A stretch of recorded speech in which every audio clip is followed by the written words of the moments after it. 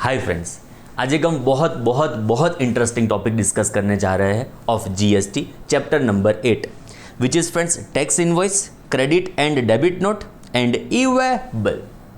Friends, हमारा first phase का discussion जो भी होगा वो इस टॉपिक के ऊपर होगा which is tax invoice, credit and debit note. And हम सेकंड फेज में डिस्कस करेंगे provisions rules in relation to e way bill. Friends, क्या ये चैप्टर ऑल अबाउट वो हम डिस्कस करना शुरू करें उसके पहले दो बहुत इंपॉर्टेंट बात आपको बता दूं फ्रेंड्स। फर्स्ट, एक चैप्टर हमारे सीए इंटरमीडिएट में आता है which is friends time of supply. आप स्टडी मटेरियल रिफर करेंगे ना फ्रेंड्स, तो दो चैप्टर एक साथ है which is time of supply and value of supply. उसमें से टाइम ऑफ सप्लाई जो टॉपिक है ना फ्रेंड्स, उसके प्रोविजंस एक चैप्टर के ऊपर डिपेंडेंट है। कौन सा चैप्टर होगा बताओ? It is chapter number 8। मतलब टाइम ऑफ सप्लाई के जो भी प्रोविजंस है to a great extent dependent है इस चैप्टर के ऊपर। का मतलब ये चैप्टर पढ़ते हो तो फायदा इस चैप्टर के लिए खाली रिस्ट्रिक्टेड नहीं है, इसका फायदा टाइम ऑफ सप्लाई के लिए भी बहुत सारा होगा फ्रेंड्स आपको। एंड एक तो जोरदार बात आपको बताऊं फ्रेंड्स, सीए फाइनल में चैप्टर नंबर 10 आता है जीएसटी का। Friends, same to same, copy paste as it is, कोई चेंज नहीं, not a single question, not a single line, as it is same to same. खाली एक चेंज है, क्या? स्टडी मटेरियल हमारा जो मतलब सीए इंटरमीडिएट का है ना फ्रेंड्स, वो थोड़ा ग्रीन कलर का है एंड फाइनल का देखेंगे तो खाली वायलेट कलर का है। इतना फर्क पड़ता है, बाकी खाली चैप्टर का नंबर चेंज हुआ। बाकी फ्रेंड्स कंटेंट आप देखने के लिए जाओ तो same to same, copy paste as it is. तो फायदा इस चैप्टर का आप खाली देखो, हमारे सीए इंटरमीडिएट के लिए टाइम ऑफ सप्लाई के लिए भी आपको ये काम आएगा, प्लस सीए फाइनल का चैप्टर नंबर 10 भी साथ साथ में आपका होता जाएगा। बोलो क्लियर? तो पढ़ते हैं इंटरमीडिएट के लिए और फाइनल का भी एक टॉपिक आपका यहाँ पे कंसिडर हो जाएगा फ्रेंड्स। क्लियर? क्या डिस्कस करेंगे हम इस पर्टिकुलर चैप्टर में? तो हम डिस्कस करेंगे ऑल अबाउट टैक्स इनवॉइस। मतलब फ्रेंड्स, हमारे वहां पे टैक्स इनवॉइस कौन इश्यू करेगा? सप्लायर इश्यू करेगा, रेसिपिएंट इश्यू करेगा, कौन इश्यू करेगा? क्या उसकी टाइम लिमिट होगी? कितने टाइम में मुझे इस पर्टिकुलर टैक्स इनवॉइस को इश्यू करना होगा? मतलब गुड्स के सप्लाई के केस में what will be the time limit, service के सप्लाई के केस में what will be the time limit. इसका इन डेप्थ डिस्कशन हम इस चैप्टर में करने वाले हैं विच इज फ्रेंड्स टैक्स इनवॉइस। बाद में कभी कभी क्या होगा पता है फ्रेंड्स, टैक्सेबल सप्लाई के लिए एक अलग डॉक्यूमेंट होगा, एग्जम्प्ट सप्लाई के लिए एक अलग डॉक्यूमेंट होगा। तो वो डॉक्यूमेंट्स कौन से होंगे उसका डिस्कशन करेंगे। आप मुझे कुछ एडवांस में रिसीट देंगे तो उसका क्या होगा? सपोज हमारे बीच में सप्लाई नहीं हो पाया तो मैं आपको रिफंड दूंगा, तो उसके लिए क्या डॉक्यूमेंट होगा? इसका in depth discussion. In short, tax invoice के बारे में जो भी डॉक्यूमेंट्स का इन डेप्थ डिस्कशन हम इस चैप्टर में यहां पे कवर करने वाले हैं फ्रेंड्स। उसके बाद आएगा हमारे इस डिस्कशन में it is credit and debit note. Friends, 11th standard याद करो, अकाउंटिंग, उसमें एक हमने ये कंसेप्ट सीखा था credit debit note. Same concept यहाँ पे एप्लीकेबल है, प्रोविजंस अलग है, बहुत सारा वेरिएशन है, उसको हम यहाँ पे डिस्कस करेंगे all about credit and debit note. तो ये हमारा फर्स्ट फेज का डिस्कशन होगा all about tax invoice, credit debit notes. Second phase में हम डिस्कस करेंगे रूल्स इन रिलेशन टू ई-वे-बिल। शायद ये वर्ड आपने सुना होगा, ई-वे-बिल। तो ये क्या है, क्यों बनाना है, कब बनाना है, इसका in depth discussion rule number 138 है जिसको हम यहाँ पे डिस्कस करेंगे फ्रेंड्स। तो इस चैप्टर में हम मेजोरिटी फ्रेंड्स 4 सेक्शन डिस्कस करेंगे। फर्स्ट होगा हमारे पास सेक्शन 31 जहां से हम शुरू करेंगे, बाद में होगा फ्रेंड्स सेक्शन 32, बाद में सेक्शन 33 एंड लास्ट में आएगा फ्रेंड्स सेक्शन 34। तो इस 4 सेक्शन में हमारा इस चैप्टर डिवाइडेड है एंड ई-वे-बिल के लिए हम डिस्कस करेंगे रूल नंबर 138। क्लियर? तो ये 5 प्रोविजंस इस चैप्टर को कंक्लूड करेगा। उसमें से हम शुरू करने जा रहे हैं फ्रेंड्स अभी सेक्शन 31। फ्रेंड्स, हमारे सीए इंटरमीडिएट में मोर और लेस आप चेक करो तो जो एक्ट हम डिस्कस करते हैं वो होता है फ्रेंड्स सीजीएसटी एक्ट 2017। तो ये एक्ट की सेक्शन नंबर 31 जिसका डिस्कशन हम अब शुरू करने जा रहे हैं। वेरियस हमारे पास 7 सब सेक्शन है इस पर्टिकुलर सेक्शन 31 में। मतलब 31(1) है, 31(2) है, 31(3) है, 31(4), 31(5), 31(6), 31(7), ऐसा अलग अलग 7 सब सेक्शंस हमारे पास अवेलेबल है फ्रेंड्स। उसका डिस्कशन हम एग्जैक्टली शुरू करें उसके पहले 2-3 बेसिक बातें फ्रेंड्स इस चैप्टर रिलेटेड। फ्रेंड्स, क्या जीएसटी में इनवॉइस का कोई बनाने का स्पेसिफिक फॉर्मेट लॉ ने अवेलेबल किया है? मतलब लेफ्ट हैंड साइड डेट लिखो, राइट हैंड साइड सप्लायर का नाम होना चाहिए, नीचे रेसिपिएंट का नाम, सिग्नेचर लेफ्ट हैंड साइड करो, ऐसा कोई डिजाइनिंग, ऐसा कोई फॉर्मेटिंग गवर्नमेंट ने लॉ ने प्रिस्क्राइब करके दिया है? एब्सोल्युटली ना, ऐसा कोई फॉर्मेटिंग हमारे पास अवेलेबल नहीं है। मतलब आप चाहो वैसा फॉर्मेट आपका हो सकता है, आप डिजायरियस फॉर्मेट अपने हिसाब से सिलेक्ट कर सकते हो। लॉ ने ऐसा कोई मतलब आपके ऊपर लिमिट फिक्स किया, आपके ऊपर ऐसा डिजाइनिंग फिक्स किया, ऐसा नहीं। आप चाहो वैसा फॉर्मेट बना सकते हो, आपकी मर्जी, at your description you may choose your format. But हाँ, हमारे पास रूल नंबर 46 है फ्रेंड्स, बरोबर समझना। हमारे पास रूल नंबर 46 है जो क्या कहता है पता है, आपके इनवॉइस में क्या क्या कंटेंट्स होने चाहिए, अलग अलग कंटेंट्स आपके इनवॉइस में कौन से होने चाहिए, उसका लिस्ट हमारे पास अवेलेबल है, आगे के डिस्कशन में आएगा। बट उसका डिजाइनिंग कैसे होगा, उसका फॉर्मेटिंग कैसे होगा, it is absolutely at your description. आप चाहो वैसा डिजाइनिंग हो सकता है, आप चाहो वैसा फॉर्मेटिंग आप बना सकते हो फ्रेंड्स। तो फर्स्ट फॉरमोस्ट एकदम बेसिक क्वेश्चन, क्या जीएसटी में इनवॉइस का कोई फॉर्मेट है? ना ना ना, इनवॉइस में जीएसटी का, सॉरी जीएसटी में इनवॉइस का कोई फॉर्मेट नहीं है। सेकंड क्वेश्चन फ्रेंड्स, हमारे वहां पे जो इनवॉइस आपको प्रिपेयर करना है वो इनवॉइस इलेक्ट्रॉनिकली होगा कि मैन्युअली होगा? मतलब कंपलसरी कंप्यूटराइज्ड इनवॉइस ही होना चाहिए कि मैन्युअल इनवॉइस बनाएंगे तो भी चलेगा? लोग कहता है इनवॉइस बनाना जरूरी है, it may be electronically, it may be manually, at your description, at your option. आप चाहो तो इलेक्ट्रॉनिकली बना सकते हो, आप चाहो तो मैन्युअल भी बना सकते हो, आपकी मर्जी। हमसे तो इनवॉइस बनाना है वो फर्क पड़ता है, बाकी उसका इलेक्ट्रॉनिक वर्जन हो के उसका मैन्युअल वर्जन हो उससे हमको कोई फर्क पड़ता नहीं है फ्रेंड्स। क्लियर? दो प्रिंसिपल बेसिक बात है। इनवॉइस का कोई फॉर्मेट है? ना ना ना, इनवॉइस का कोई फॉर्मेट नहीं है। इनवॉइस हमको जो बनाना है वो इलेक्ट्रॉनिकली होगा कि मैन्युअली होगा? लोगों ने बोला कुछ भी, उससे हमको कोई फर्क पड़ता नहीं है। हाँ, इनवॉइस बनाना, इनवॉइस ना बनाओ ऐसा मत करना, बट इनवॉइस बनाना, बट उसका इलेक्ट्रॉनिक फॉर्मेट हो कि मैन्युअल फॉर्मेट हो, वी आर लीस्ट कंसर्न, उससे हमको कोई फर्क पड़ता नहीं है फ्रेंड्स। नेक्स्ट आएगा इंपॉर्टेंट, नेक्स्ट क्वेश्चन आता है फ्रेंड्स कि हमारे वहां पे इनवॉइस बनाएगा कौन? लॉ कहता है every registered person supplying taxable goods और सर्विस और बोथ। मतलब जो भी जीएसटी में रजिस्टर्ड होगा, जिसके पास क्या होगा? GSTIN, meaning that bye goods and services tax identification number, जो सप्लाई करता होगा टैक्सेबल गुड्स और सर्विसेज और बोथ, वो हमारा पे क्या बनाएगा? Tax invoice. तो क्वेश्चन ऐसा मन में आता है, रजिस्टर्ड पर्सन कौन, वो डिस्कस करें। उसके पहले उसके जैसा एक वर्ड है, कौन सा पता है? Taxable person.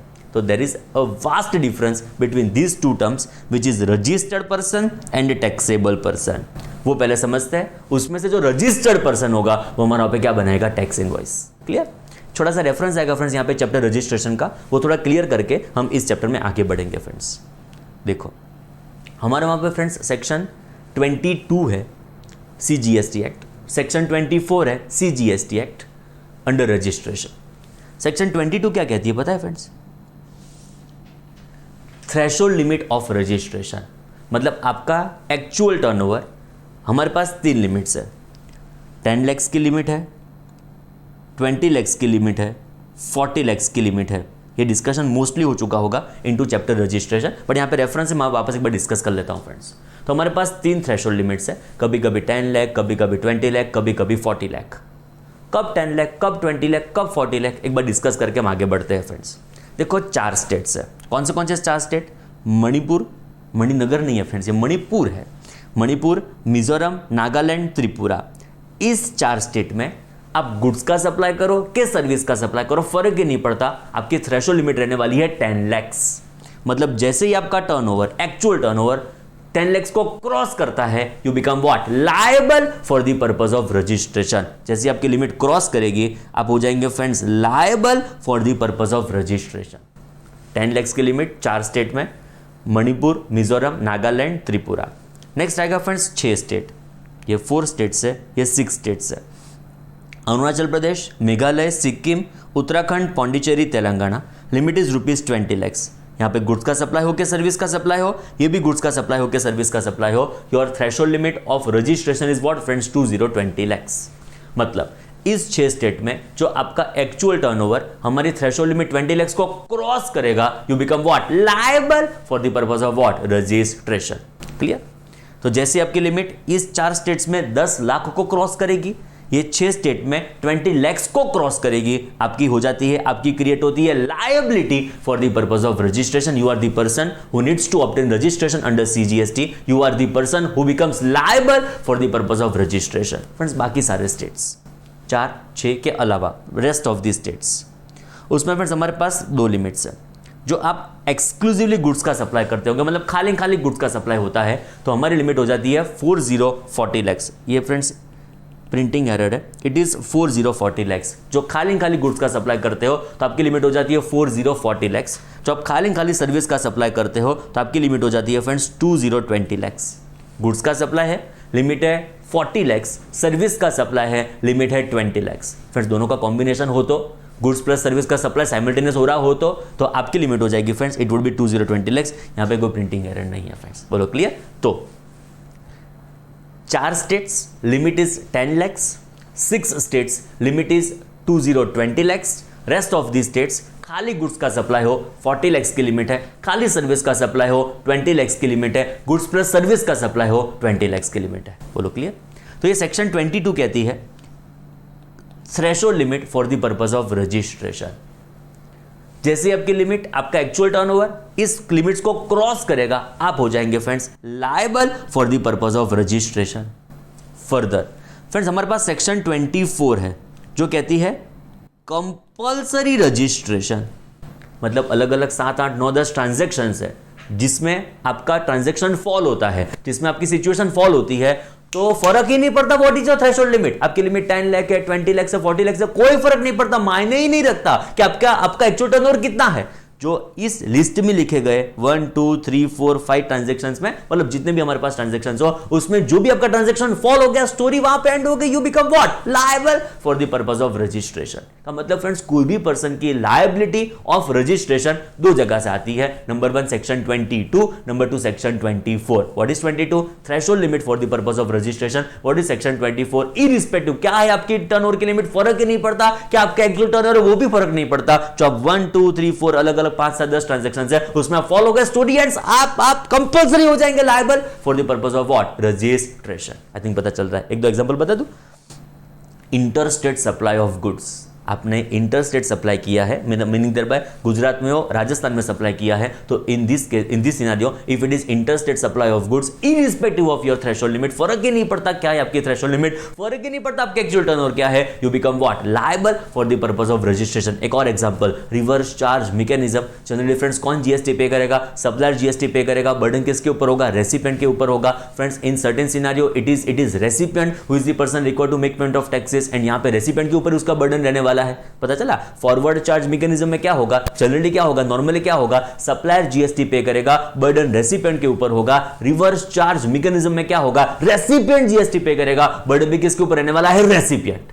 Getting my point? तो यहां पे फ्रेंड्स क्या होगा, रेसिपिएंट जब लायबल हो जाएगा for the purpose of recipient जब लायबल हो जाएगा for the purpose of payment of tax under reverse charge mechanism, यहां पे रेसिपिएंट को कंपलसरी क्या ऑब्टेन करना पड़ेगा? रजिस्ट्रेशन। ऐसे बहुत सारे पॉइंट्स का लिस्ट है जो हम चैप्टर रजिस्ट्रेशन में डिस्कस करके बैठे हैं फ्रेंड्स। तो सेक्शन 22, सेक्शन 24 ये क्रिएट करते हैं आपके liability for the purpose of registration. तो फ्रेंड्स जैसे ही आपका टर्नओवर थ्रेशोल्ड लिमिट को क्रॉस करेगा, you become liable. Threshold limit वाला प्रॉब्लम ना हो तो 24 सेक्शन में जो भी लिस्ट हमारे पास अवेलेबल है उसमें आपका कोई ट्रांजैक्शन फॉल हो गया तो you are compulsory again liable for the purpose of what registration. तो फ्रेंड्स समझो, लायबिलिटी क्रिएट होती है 2 सेक्शन से, सेक्शन 22, सेक्शन 24। तो 22 के हिसाब से you become liable for the purpose of registration, section 24 के हिसाब से you become liable for the purpose of registration. तो चलो लायबल तो हो गए फ्रेंड्स, अभी पता चल चुका है 22 थ्रेशोल्ड लिमिट है, 24 कंपल्सरी ऑप्टिंग क्या करना पड़ेगा? रजिस्ट्रेशन। फ्रेंड्स लायबिलिटी तो हो गई मेरी रजिस्ट्रेशन की, मतलब बाद में मैं देखता रहूंगा ओहो मजा ही मैं लायबल हो गया, बहुत मजा ही मैं लायबल हो गया। ऐसा नहीं फ्रेंड्स, एक बार आप लायबल हो गए बाद में आपको ऑब्टेन भी क्या करना होगा? रजिस्ट्रेशन। उसकी पूरी प्रोसेस है कि कैसे आपको ऑब्टेन करना है रजिस्ट्रेशन, जो भी हम डिस्कस करके बैठे इनटू चैप्टर रजिस्ट्रेशन। हमारा फोकस अभी क्या है फ्रेंड्स, आप पूरी प्रोसेस खत्म होने के बाद आपको क्या मिल चुका है फ्रेंड्स? रजिस्ट्रेशन। आपको क्या मिल चुका है फ्रेंड्स? रजिस्ट्रेशन। मतलब एक ऐसा पर्सन है जो लायबल है for the purpose of registration, and liability के बाद वो क्या ऑब्टेन करेगा? रजिस्ट्रेशन। तो उसको हम बुलाएंगे फ्रेंड्स रजिस्टर्ड पर्सन, जिसने ऑलरेडी ऑब्टेन कर दिया है रजिस्ट्रेशन अंडर जीएसटी, उसको क्या बुलाएंगे फ्रेंड्स? Registered person. बोलो क्लियर? डन। अभी देखो फ्रेंड्स, टैक्सेबल पर्सन कौन, बरोबर समझना फ्रेंड्स।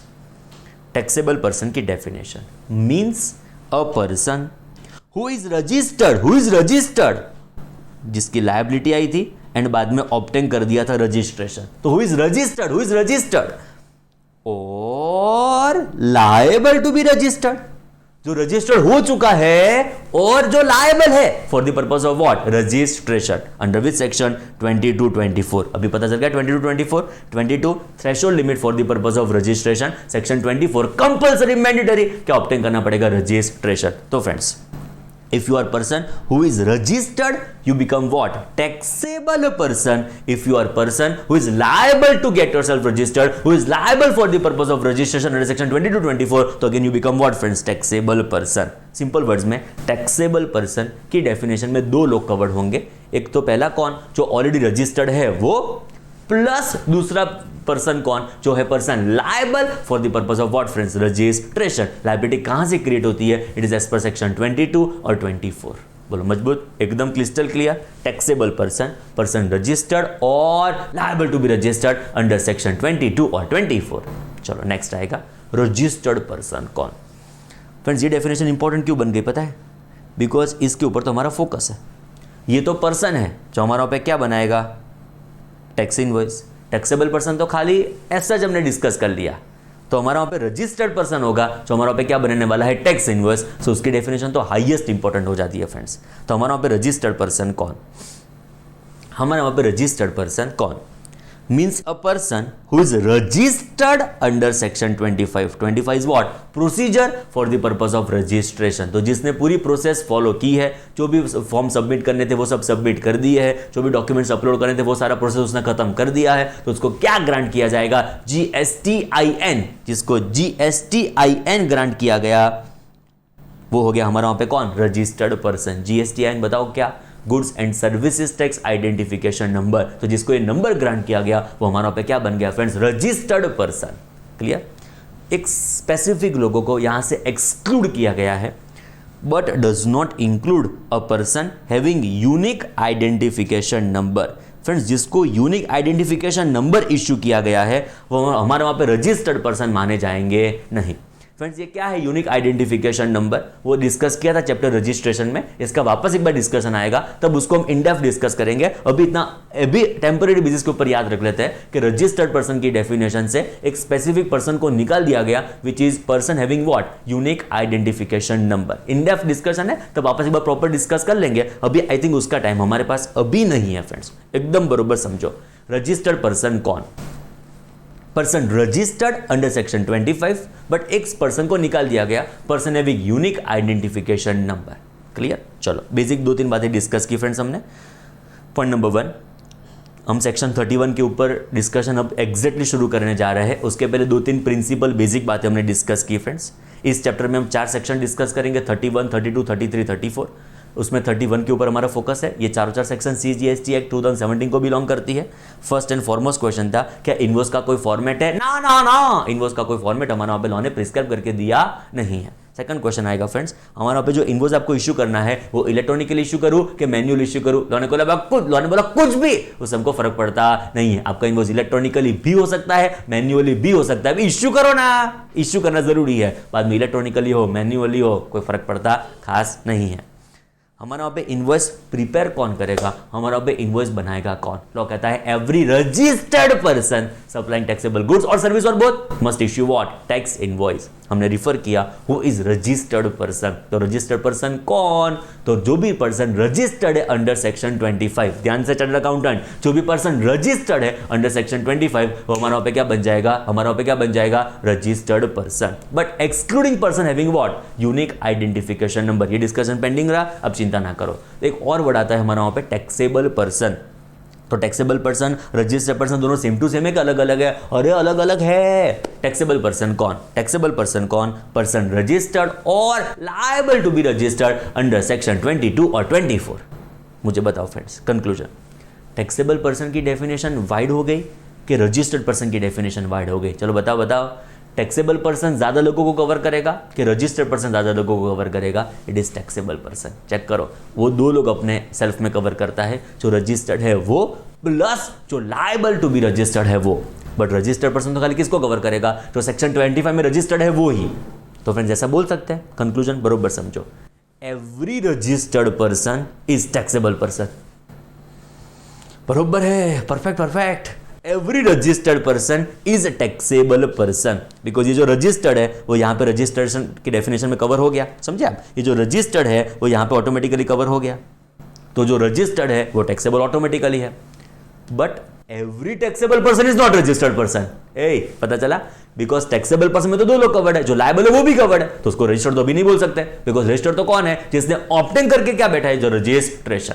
तो friends, every registered person is taxable person, but every taxable person is not registered person. बोलो, पता चला? ओके, तीन बेसिक बातें डिस्कस की। फॉर्मेट नहीं है, इनवॉइस का मोड इलेक्ट्रॉनिकल भी हो सकता है, मैन्युअल भी हो सकता है। हमारा पे इनवॉइस इश्यू कौन करेगा? Registered person. कौन रजिस्टर्ड पर्सन?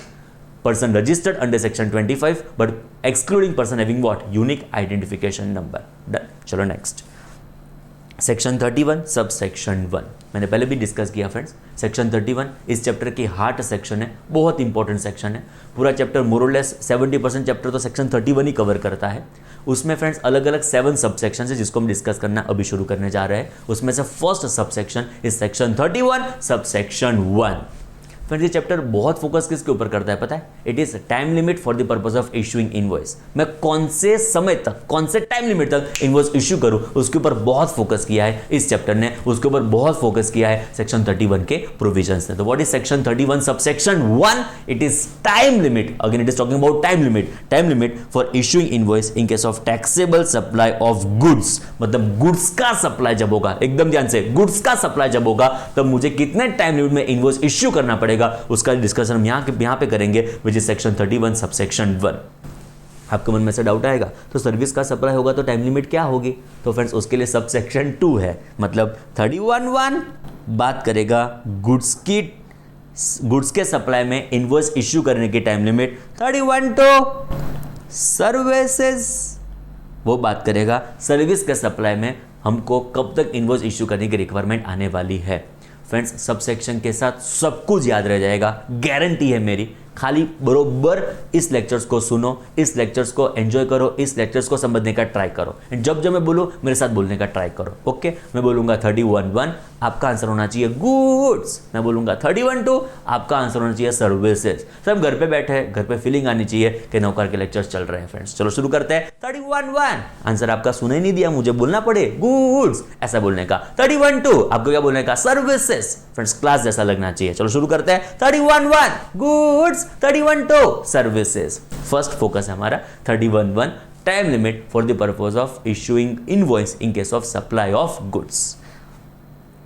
इसको फ्रेंड्स दो पार्ट्स में डिवाइड किया। Supply involves movement of goods. Second, any other case meaning thereby supply does not involves movement of goods. Please बरोबर समझो। फ्रेंड्स, देखो क्या हुआ। आप सेल्स इंडिया में, बरोबर समझना फ्रेंड्स, आप सेल्स इंडिया में टीवी परचेस करने के लिए गए। Vijay Sales, Sales India, Croma, Reliance Digital, कुछ भी नाम ले लो, फर्क नहीं पड़ता। सेल्स इंडिया के एग्जांपल के हम कंटिन्यू करते हैं। फ्रेंड्स, आप सेल्स इंडिया में टीवी परचेस करने के लिए गए। फ्रेंड्स, हुआ क्या पता है? जब भी आप सेल्स इंडिया में टीवी परचेस करने के लिए गए, आप मुझे ले जाओगे आपके साथ, हम एक्टिवा लेके जाएंगे, आप आगे एक्टिवा चलाओगे, मैं पीछे टीवी लेके बैठ जाऊंगा। बोल, ऐसा होगा? वापस एक बार फील करो। 3 इडियट मूवी याद आ रहा है फ्रेंड्स? उसमें क्या हुआ था पता है? उसके आई थिंक जो पापा थे वो बीमार हो गए थे, बाद में वो 3 लोग स्कूटी लेके डायरेक्टली हॉस्पिटल में ऊपर फ्लोर के ऊपर चले गए थे। बस सेम फीलिंग हमको आनी चाहिए। क्या कि आप मुझे टीवी लेने के लिए ले गए सेल्स इंडिया, आप आगे एक्टिवा चला रहे थे, मैं आपके पीछे बैठा था, सेल्स इंडिया डायरेक्टली टीवी तक पहुंच गए, टीवी मैंने लेटर से मेरे साथ ले लिया एंड वापस हम स्कूटी लेके एक्टिवा लेके वापस चल गए। ऐसा नहीं होगा फ्रेंड्स। सेल्स इंडिया जब भी हम टीवी परचेस करने के लिए जाएंगे, सेल्स इंडिया हमारे घर पे टीवी की डिलीवरी करेगा। बोलो बरोबर, एकदम परफेक्ट पॉइंट है। सेल्स इंडिया पे जाके हम खाली पेमेंट कर देंगे, टीवी का जो भी मॉडल नंबर होगा वो फिक्स कर देंगे एंड सेल्स इंडिया हमारे घर पे टीवी की डिलीवरी करने वाला है। एकदम क्रिस्टल क्लियर प्रोविजंस। अभी समझो, यहाँ पे फ्रेंड्स है ना 3 इवेंट इन्वॉल्व होगी, समझने का ट्राई करें फ्रेंड्स। यहाँ पे 3 इवेंट इन्वॉल्व होगी। कौन सी? एक होगा रिमूवल ऑफ गुड्स, एक होगा मूवमेंट ऑफ गुड्स, एक होगा delivery of goods. 3 event. Sales India अपने वहां से टीवी रिमूव करेगा, रास्ते में उसका मूवमेंट होगा, फाइनली आपके घर पे गुड्स की डिलीवरी होगी। फ्रेंड्स, जो डिलीवरी वर्ड है ना, वहां पे रिस्क एंड रिवॉर्ड ट्रांसफर हो जाता है। टीवी उसके बाद टूटा फूटा तो सेल्स इंडिया की रिस्पॉन्सिबिलिटी नहीं, हाँ, बट जब तक डिलीवरी नहीं होती है, सपोज सेल्स इंडिया के गुड्स रास्ते में थे, समझने का ट्राई करो, सेल्स इंडिया के गुड्स जब रास्ते में थे, उस रिमूवल हो चुका था टीवी का, वो टेम्पो में लेके घर पे टीवी आ रहे थे, समझना फील हो रहा है, वो टेम्पो में लेके टीवी घर पे लेके आ रहे थे, अचानक से धरती कंप आया, अनफॉर्चुनेटली धरती फटी, टेम्पो अंदर गया, धरती बंद, नुकसान किसका? पता चला, टेम्पो तो अंदर चला गया, धरती में अंदर फिक्स हो गया, अंदर चला गया, बेचारा अंदर समा गया, मुझे बताओ नुकसान किसका? सेल्स इंडिया का, बिकॉज रिस्क एंड रिवॉर्ड अब तक ट्रांसफर नहीं हुआ है, गुड्स की डिलीवरी अब तक नहीं हुई है। तो फ्रेंड्स, जब तक गुड्स की डिलीवरी नहीं होगी, रिस्क एंड रिवॉर्ड ट्रांसफर होने वाला नहीं है। घर पे टीवी आ गया, घर पे टीवी फिट हो गया, इंस्टॉलेशन हो गया, बाद में कुछ हुआ, बाद में टीवी गिर गया, कि बाद में पूरी दीवार गिर गई एग्जांपल के तौर पे, तो नुकसान किसका? रेसिपिएंट का नुकसान बाहर का होगा, नुकसान रेसिपिएंट का होगा। पता चला? 3 इवेंट, फर्स्ट होगा removal of goods, Sales India से टीवी रिमूव हुआ, सेकंड हुआ मूवमेंट ऑफ गुड्स, रास्ते में है, रास्ते में movement of goods, and last में क्या होगा? Delivery of goods. तो फ्रेंड्स, मुझे बताओ, क्या सप्लाई करने के लिए सेल्स इंडिया को गुड्स का मूवमेंट करना पड़ा? चलो बताओ बताओ, सप्लाई करने के लिए सेल्स इंडिया को गुड्स का मूवमेंट करना पड़ा? Absolutely yes. तो उसको बोलेंगे supply involves movement of goods. Goods का सप्लाई करने के लिए, गुड्स का सप्लाई करने के लिए, टीवी सेल करने के लिए सेल्स इंडिया को गुड्स का मूवमेंट करना पड़ेगा। जो गुड्स का मूवमेंट घर तक नहीं होता है, जो गुड्स की डिलीवरी घर तक नहीं होती है, तो मैं उसको नहीं परचेस करने के लिए रेडी हूं। मुझे घर पे गुड्स की डिलीवरी चाहिए, मुझे घर पे टीवी चाहिए। मीनिंग देयर बाय सप्लाई करने के लिए सेल्स इंडिया को गुड्स का मूवमेंट करना पड़ेगा। It is supply involves movement of goods. 3 transaction इस पर्टिकुलर ट्रांजैक्शन में होंगे, 3 एलिमेंट्स इन्वॉल्व होंगे, एक रिमूवल, एक मूवमेंट, लास्ट में डिलीवरी। वो कहता है इस 3 इवेंट में से हम कब तक इनवॉइस इश्यू करें? रिमूवल के पहले इनवॉइस इश्यू करें, मूवमेंट के टाइम इनवॉइस इश्यू करें, कि डिलीवरी के टाइम इनवॉइस इश्यू करें? लो कहता है invoice must be issued before और at the time of removal of goods.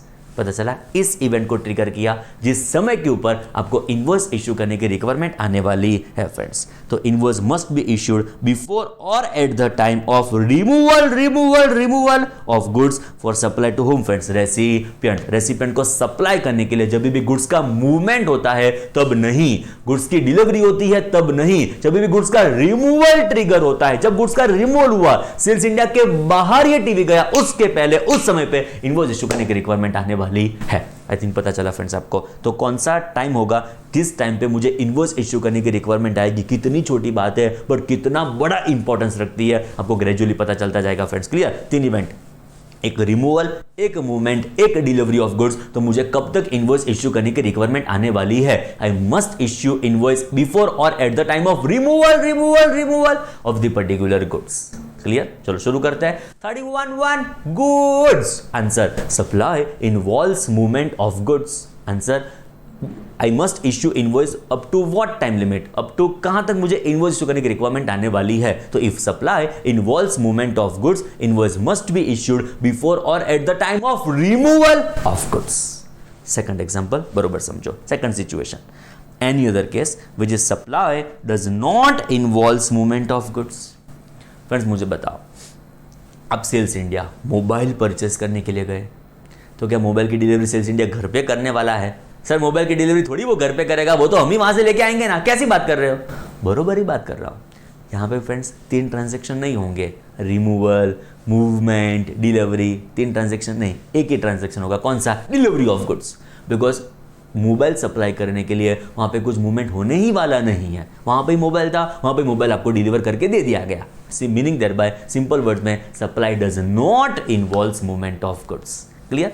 कोई लेटर से डी मार्ट में आप कोई लेटर से एग्जांपल के तौर पे शैम्पू परचेस करने के लिए गए, बाद में कोई लेटर से मॉल में आप कपड़े परचेस करने के लिए गए, तो कपड़े की डिलीवरी वो घर पे नहीं करते, शैम्पू की डिलीवरी वो घर पे नहीं करते, वहाँ पे ही शैम्पू पड़ा है आप उसको परचेस कर लेते हो, वहाँ पे ही मॉल में शर्ट था आपने उसको परचेस कर लिया। मीनिंग देयर बाय उसको सप्लाई करने के लिए डी मार्ट को कोई मूवमेंट नहीं करना पड़ेगा, वो शर्ट को सप्लाई करने के लिए मॉल वालों को जो भी वहाँ पे आउटलेट होगा उसको कुछ मूवमेंट करने की रिक्वायरमेंट आने वाली नहीं है। तो it is supply does not involve involves movement of goods. यहां पे एक ही ट्रांजैक्शन होगा, बोलो रिमूवल होगा ना, मूवमेंट होगी ना, एक ही ट्रांजैक्शन, बोलो कौन सा, डिलीवरी। यहां पे इसका रिवॉर्ड ट्रांसफर, आओ जो बाय बाय टाटा, एक ही ट्रांजैक्शन ट्रिगर होता है, कौन सा, डिलीवरी ऑफ गुड्स। फ्रेंड्स एक ही ट्रांजैक्शन है डिलीवरी, तो इनवॉइस कब तक इश्यू करो, देखो मेरे पास 3 ऑप्शन होते हैं ना, रिमूवल, मूवमेंट, डिलीवरी, तो सिलेक्शन करने में मगज को तकलीफ भी पड़ती है कि कौन सा ट्रांजैक्शन सिलेक्ट करूं, रिमूवल सिलेक्ट करूं कि डिलीवरी सिलेक्ट करूं कि मूवमेंट सिलेक्ट करूं। तो उन्होंने सिलेक्ट किया रिमूवल। रिमूवल के समय पे उसके पहले आपको इनवॉइस इश्यू करने की रिक्वायरमेंट आने वाली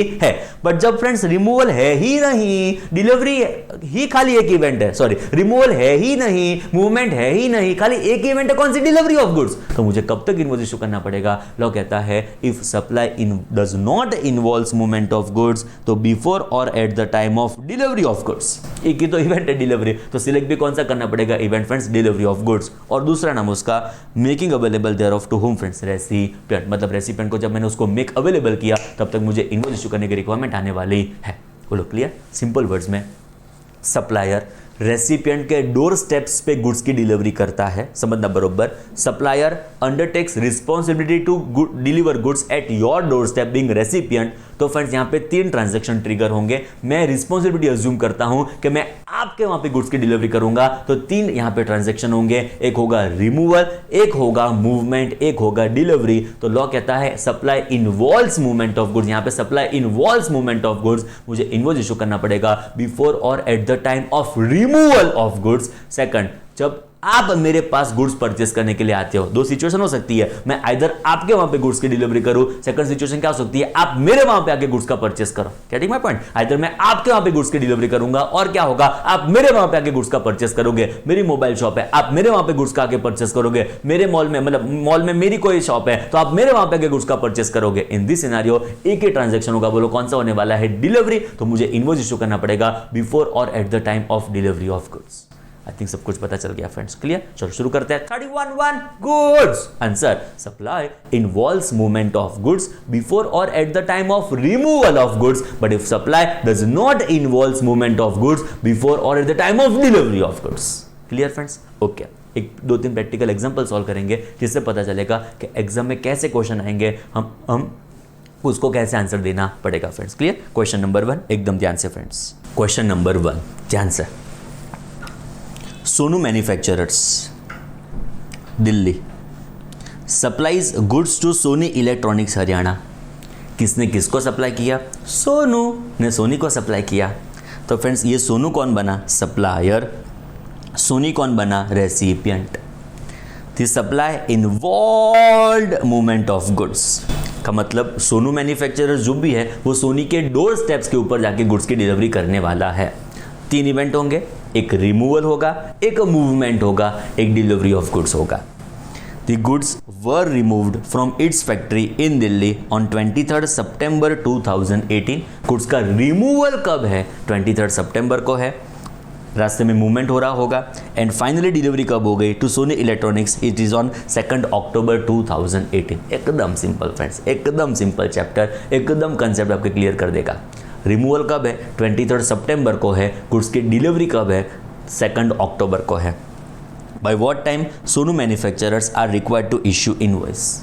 बोलो पहले नक्की करना है, सप्लाई इन्वॉल्व्स मूवमेंट के डज नॉट इन्वॉल्व्स मूवमेंट। तो रिमूवल भी है, 23 से लेकर 2 तक मूवमेंट भी हुआ था, एंड 2 अक्टूबर को फाइनली गुड्स की डिलीवरी हो जाती है। तो बोलो सप्लाई इन्वॉल्व्स मूवमेंट के does not involves movement, obviously लिखा भी है supply involved movement of goods. तो if supply involves movement of goods, हमारा आंसर क्या आएगा, invoice must be issued before और at the time of removal of goods. Simple words में invoice आपको इश्यू करना होगा। फ्रेंड्स आंसर में लिखता जाऊँ यहाँ पे आपके रेफरेंस के लिए। तो फ्रेंड्स हमारा आंसर फर्स्ट होगा एप्लीकेबल सेक्शन कौन सी एप्लीकेबल होगी, section 31 subsection 1 of CGST act 2017 and invoice shell be issued before और एट द टाइम ऑफ, पहले प्रोविजन लिखने के friends, removal of goods that is on और बिफोर। बोलो फ्रेंड्स रिमूवल कब था, आप चेक करो, रिमूवल था 23 सितंबर 2018 को, तो ऑन और बिफोर ऑन और बिफोर इट इज़ फ्रेंड्स 23 सितंबर 2018, मतलब इस दिन तक मुझे इन्वॉइस इशू करने की रिक्वायरमेंट आने वाली है। बोलो सिंपल फ्रेंड्स, एकदम सिंपल। चलो नेक्स्ट, और एक छोटा सा question. Modi Limited Delhi supplies goods to Rahul Limited Gujarat. तो मोदी लिमिटेड ने राहुल लिमिटेड को गुड्स का सप्लाई कर दिया फ्रेंड्स। तो बोलो मोदी लिमिटेड क्या बना? सप्लायर। राहुल लिमिटेड कौन बना? रेसिपिएंट। तो Modi Limited being supplier, supplying goods to Rahul Limited being recipient. The supply does not involve movement of goods, मतलब राहुल लिमिटेड मोदी लिमिटेड के पास आया होगा for the purpose of purchasing goods. The goods were made available to Rahul Limited on 10th January 2018। तो इस दिन को recipient को गुड्स अवेलेबल कर दिए गए। फ्रेंड्स यहाँ पे 3 इवेंट नहीं होंगे, रिमूवल, मूवमेंट, डिलीवरी, एक ही इवेंट होगा। बोलो कौन सा? डिलीवरी ऑफ गुड्स और making available it to the recipient. By what time Modi Limited is required to issue invoice? Friends एक तो इवेंट है, बोलो कौन सा? डिलीवरी। तो इनवॉइस मुझे कब तक इशू करना पड़ेगा? ऑन और बिफोर डिलीवरी ऑफ गुड्स, उसका सेकंड फेज आपने देखा था। और making available thereof to the recipient, तो यहाँ पे वर्ड्स कौन से इस्तेमाल किए गए हैं? It is made available to recipient on 10th January 2018। तो 10 जनवरी 18 को मुझे इनवॉइस इशू करने की रिक्वायरमेंट आने वाली है फ्रेंड्स। बोलो क्लियर, एकदम सिंपल। चलो ध्यान से, आंसर नंबर 2 हमारा क्या आएगा फ्रेंड्स? वापस एक बार, सेक्शन 31 सब सेक्शन 1 खास एक्ट का नाम लिखना पड़े friends. It is of CGST act 2017। Invoice आपको इश्यू करना पड़ेगा ऑन और before it is delivery of goods which is 10th January 2018। वही डेट थी ना फ्रेंड्स, एक बार आप चेक कर लो। हाँ, 10th जनवरी 2018 तक मुझे इनवॉइस इश्यू करने की रिक्वायरमेंट आने वाली है। बोलो क्लियर फ्रेंड्स। आप प्रोविजंस को ध्यान से ऑब्जर्व करो ना, तो दोनों के दोनों प्रोविजन में, मतलब if supply involves movement of goods के supply does not involves movement of goods, दोनों के दोनों प्रोविजन आप चेक करो तो कंक्लूजन ऐसा निकलता है फ्रेंड्स कि आपके प्रीमाइसेस के बाहर गुड्स जाएंगे ना, बरोबर समझना, आपके प्रीमाइसेस के बाहर गुड्स जाएंगे ना, उस समय पे और उसके पहले आपको इनवॉइस इशू करने की रिक्वायरमेंट आने वाली है। मैं रिपीट करता हूं, आपके प्रीमाइसेस के बाहर गुड्स गए, आपके प्रीमाइसेस से गुड्स बाहर जाते हैं, गुड्स आपकी प्रीमाइसेस को छोड़ते हैं, उस समय पे और उसके पहले आपको इनवॉइस इशू करने की रिक्वायरमेंट आने वाली है। देखो फ्रेंड्स, जब सेकंड केस की बात आएगी, जब रेसिपिएंट सप्लायर के पास गुड्स परचेस करने के लिए आता है, जब रेसिपिएंट सप्लायर से गुड्स परचेस करने के लिए उसकी प्रीमाइसेस के ऊपर आता है, यहाँ पे तो एक ही ट्रांजैक्शन था, डिलीवरी ऑफ गुड्स, तो वो तो मेरी प्रीमाइसेस ने छोड़ा उस समय पे, उसके पहले मैंने इनवॉइस इशू कर दिया। बट अब फर्स्ट फेज चेक करो, फिर supply involves movement of goods, जब मैं आपके वहां पे गुड्स की डिलीवरी करता हूं तभी भी मैंने इनवॉइस कब इशू किया? जब गुड्स ने मेरी प्रीमाइसेस छोड़े, जब गुड्स का रिमूवल हुआ उस समय पे, उसके पहले मैंने इनवॉइस इशू करने की रिक्वायरमेंट मुझ पे लॉ ने इंपोज की गई है। सिंपल वर्ड्स में दोनों केस में मेरी प्रीमाइसेस के बाहर गुड्स जाते हैं ना, उस समय पे उसके पहले मुझे इनवॉइस इशू करने की रिक्वायरमेंट आने वाली है फ्रेंड्स। बोलो क्लियर, एकदम मजबूत। मैं आपके वहां पे आके गुड्स की डिलीवरी करूं, सप्लाई रेसिपिएंट के डोर स्टेप्स के ऊपर गुड्स की डिलीवरी करे, तो मुझे सप्लाई करने के लिए गुड्स का मूवमेंट करना पड़ा। Supply involves movement of goods, 3 transaction, एक रिमूवल, एक मूवमेंट, एक डिलीवरी, तो मुझे इनवॉइस इशू करना पड़ेगा बिफोर और at the time of removal of goods. Now जब आप मेरे वहां पे गुड्स का परचेस करने के लिए आते हो, मतलब रेसिपिएंट जब सप्लायर के पास गुड्स परचेस करने के लिए आता है, तब एक ही इवेंट है, एक ही ट्रांजैक्शन है, एक ही एलिमेंट है, कौन सा? Delivery of goods. मुझे इनवॉइस इशू करना पड़ेगा बिफोर और at the time of delivery of goods. Simple words में, supply involves movement of goods before और at the time of removal of goods, if supply does not involves movement of goods before और at the time of delivery of goods. बोलो clear. एक subsection तो हमने खत्म कर दी, ऐसी अलग अलग 7 सबसेक्शंस है। सबसेक्शन 1 मतलब सेक्शन 31 में सबसेक्शन 1, सबसेक्शन 2, सबसेक्शन 3 से लेके अलग अलग 7 सबसेक्शंस हमारे पास अवेलेबल है। एक तो फ्रेंड्स खत्म भी हो गई, पूरा खत्म भी हो जाएगा, पता भी नहीं चलेगा फ्रेंड्स। क्लियर। नेक्स्ट होगा friends section 31 subsection 2, 31(1) goods, 31(2) services. Time limit for issuing invoice in case of taxable supply of services. Service के केस में आप कब तक इनवॉइस इशू करोगे? फ्रेंड्स लॉ कहता है आप इनवॉइस बिफोर भी इशू कर सकते हो, completion of service is the important element, तो इस कंप्लीशन ऑफ सर्विस के पहले भी आप इनवॉइस इशू कर सकते हो, उसके बाद भी इनवॉइस इशू कर सकते हो। फ्रेंड्स जब बिफोर की बात आएगी तो बिफोर कब तक इनवॉइस इशू कर सकते हो? तो फ्रेंड्स बिफोर तो कभी भी कर सकते हो, date of supply of service के पहले तो कभी भी कर सकते हो, मतलब सप्लाई जो दिन होने वाला हो उसके पहले तो कभी भी कर सकते हो, उससे हमको कोई खास फर्क पड़ता नहीं है फ्रेंड्स। बट जब आफ्टर की बात आएगी ना फ्रेंड्स, तो आफ्टर हमको फॉलो करना पड़ेगा generally 30 days from date of supply of services. Friends date of supply of service का मतलब क्या समझने का, it is completion of service. जब भी लॉ में date of supply of service की बात है, हमको क्या समझना पड़ेगा, हमको क्या समझना होगा friends, date of completion of service. तो फ्रेंड्स 31 इनवॉइस कब तक इश्यू करो, इनवॉइस इश्यू कर सकते हो बिफोर भी कर सकते हो फ्रेंड्स, आफ्टर भी कर सकते हो। बिफोर कब तक, तो क्या कभी भी, उससे हमको फर्क नहीं पड़ेगा। बट जब फ्रेंड्स आफ्टर की बात आएगी, हमको आफ्टर इनवॉइस इश्यू करना पड़ेगा within what time, 30 days from supply of services. Friends उसका एक एक्सेप्शन कि आपके पास 4 सप्लायर होंगे। कौन से 4 supplier? Insurance company, banking company, financial institution, NBFC. NBFC का मतलब नॉन बैंकिंग फाइनेंस कंपनी। तो 4 लोग कौन से? Insurance, banking, financial institution, NBFC. इस 4 लोगों को थोड़ा रिलैक्सेशन प्रोवाइड किया कि ये 4 लोग अपना invoice within 45 days issue करेंगे ना आफ्टर में, तो भी चलेगा। जनरली कितना time limit? Generally 30 days. But इस 4 लोगों को ऑप्शन दिया गया कि उनके पास ऑप्शन अवेलेबल होगा to issue invoice within what time, 45 of days. Clear? चलो 31 सर्विसेज, इनवॉइस कब तक इश्यू करूं? बिफोर भी कर सकते हो, आफ्टर भी कर सकते हो। बिफोर कब तक? कभी भी। After within what time, 30 days. 4 situation में 45 डेज। 45 डेज 4 सिचुएशन में। कौन से 4 सिचुएशन में? Insurance, banking, financial institution, NBFC. इस 4 सिचुएशन में हमारी टाइम लिमिट कितनी हो जाएगी? 45 डेज। क्लियर? चलो डन, प्रोविजन खत्म हुए। इतना ही छोटा प्रोविजन है 31 सर्विसेज, 30 डेज, 45 डेज। फ्रेंड्स ये कुछ स्पेशल प्रोविजंस है जो हम यहाँ पे डिस्कस करेंगे। उसके पहले 3 नंबर क्वेश्चन फ्रेंड्स, ध्यान से क्वेश्चन के ऊपर फोकस रखना friends. Salman Securities Limited provides security services, तो now we are talking about some services to Royal Jewelleries for their jewellery exhibition to be organised on 5th of October. तो friends service कब होने वाली है? It is on 5th of October. तो service completion कब होगा? 5th of October. By what time Salman Securities is required to issue invoice? तो service completion 5th of अक्टूबर को है। एंड ये 4 सिचुएशन में कोई जगह पे फॉलो नहीं होता, which is insurance, banking, financial institution, NBFC. तो ये 4 सिचुएशन के अलावा नॉर्मल सिचुएशन है। मुझे कब तक इनवॉइस इशू करना पड़ेगा? मुझे इनवॉइस इशू करना होगा within what time? 30 days. तो हमारा फ्रेंड्स आंसर 3 रहेगा।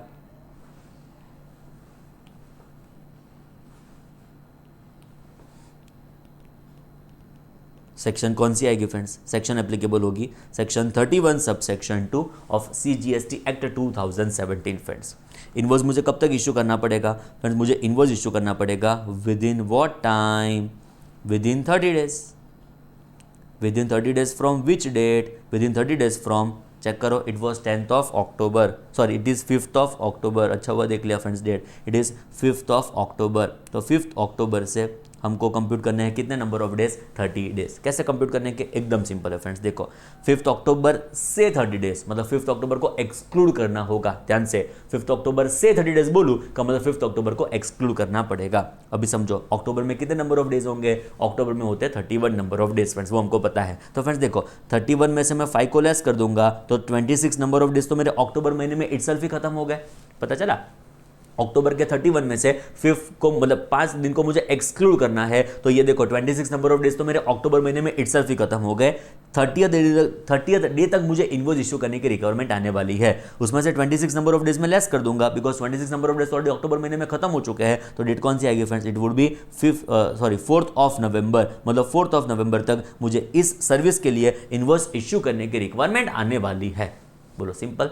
तो मुझे यहाँ पे कंप्यूटेशन करना है 30 days from date of completion of services. मेरी सर्विस का कंप्लीशन होता है 5th of October. 5th of अक्टूबर से 30 डेज कैसे कंप्यूट किए जाएंगे वो हमने डिस्कस किया। तो 4th नवंबर तक हमको इनवॉइस इश्यू करने की रिक्वायरमेंट फ्रेंड्स आने वाली है। बोलो सिंपल। चलो शुरू करें। 31 सर्विसेज, इनवॉइस कब तक इश्यू करूं? बिफोर भी कर सकते हो, आफ्टर भी कर सकते हो। बिफोर कब तक कर सकते हो? कभी भी। After within what time? Generally 30 days. And 4 situation में 45 डेज। 4 सिचुएशन कौन सी? Insurance, banking, financial institution, NBFC. Okay, तो इस 4 लोगों को, इस 4 सप्लायर को अवेलेबल टाइम लिमिट कितनी होगी? 45 डेज। चलो next friends, question number 4। State Bank of India has provided services to Mister Smith. तो SBI is a supplier, Mister Smith becomes what friends, recipient. तो स्टेट बैंक ऑफ इंडिया बना supplier, स्मिथ कौन बना, recipient. The supply of service was made on 10th January 2018. So supply of service is on which date? It is 10th January 2018. By what time SBI is required to issue invoice? बोलो बोलो, SBI को invoice कब तक issue करना होगा? तो friends SBI को invoice issue करना होगा within what time? It would be with in 45 days, because ये चार सिचुएशन में से एक मतलब ये चार सप्लायर में से एक सप्लायर में फॉलो होती है। चार सप्लायर कौन से थे? Insurance, banking, financial institution, NBFC। तो ये चार सप्लायर में से एक सप्लायर कौन सा हो गया? Banking company. तो उसको टाइम लिमिट कितनी अवेलेबल होगी? 45 डेज। चलो चेक करते हैं 45 डेज। क्वेश्चन नंबर 4, ध्यान से फ्रेंड्स, हमारा आएगा ये आंसर नंबर 4।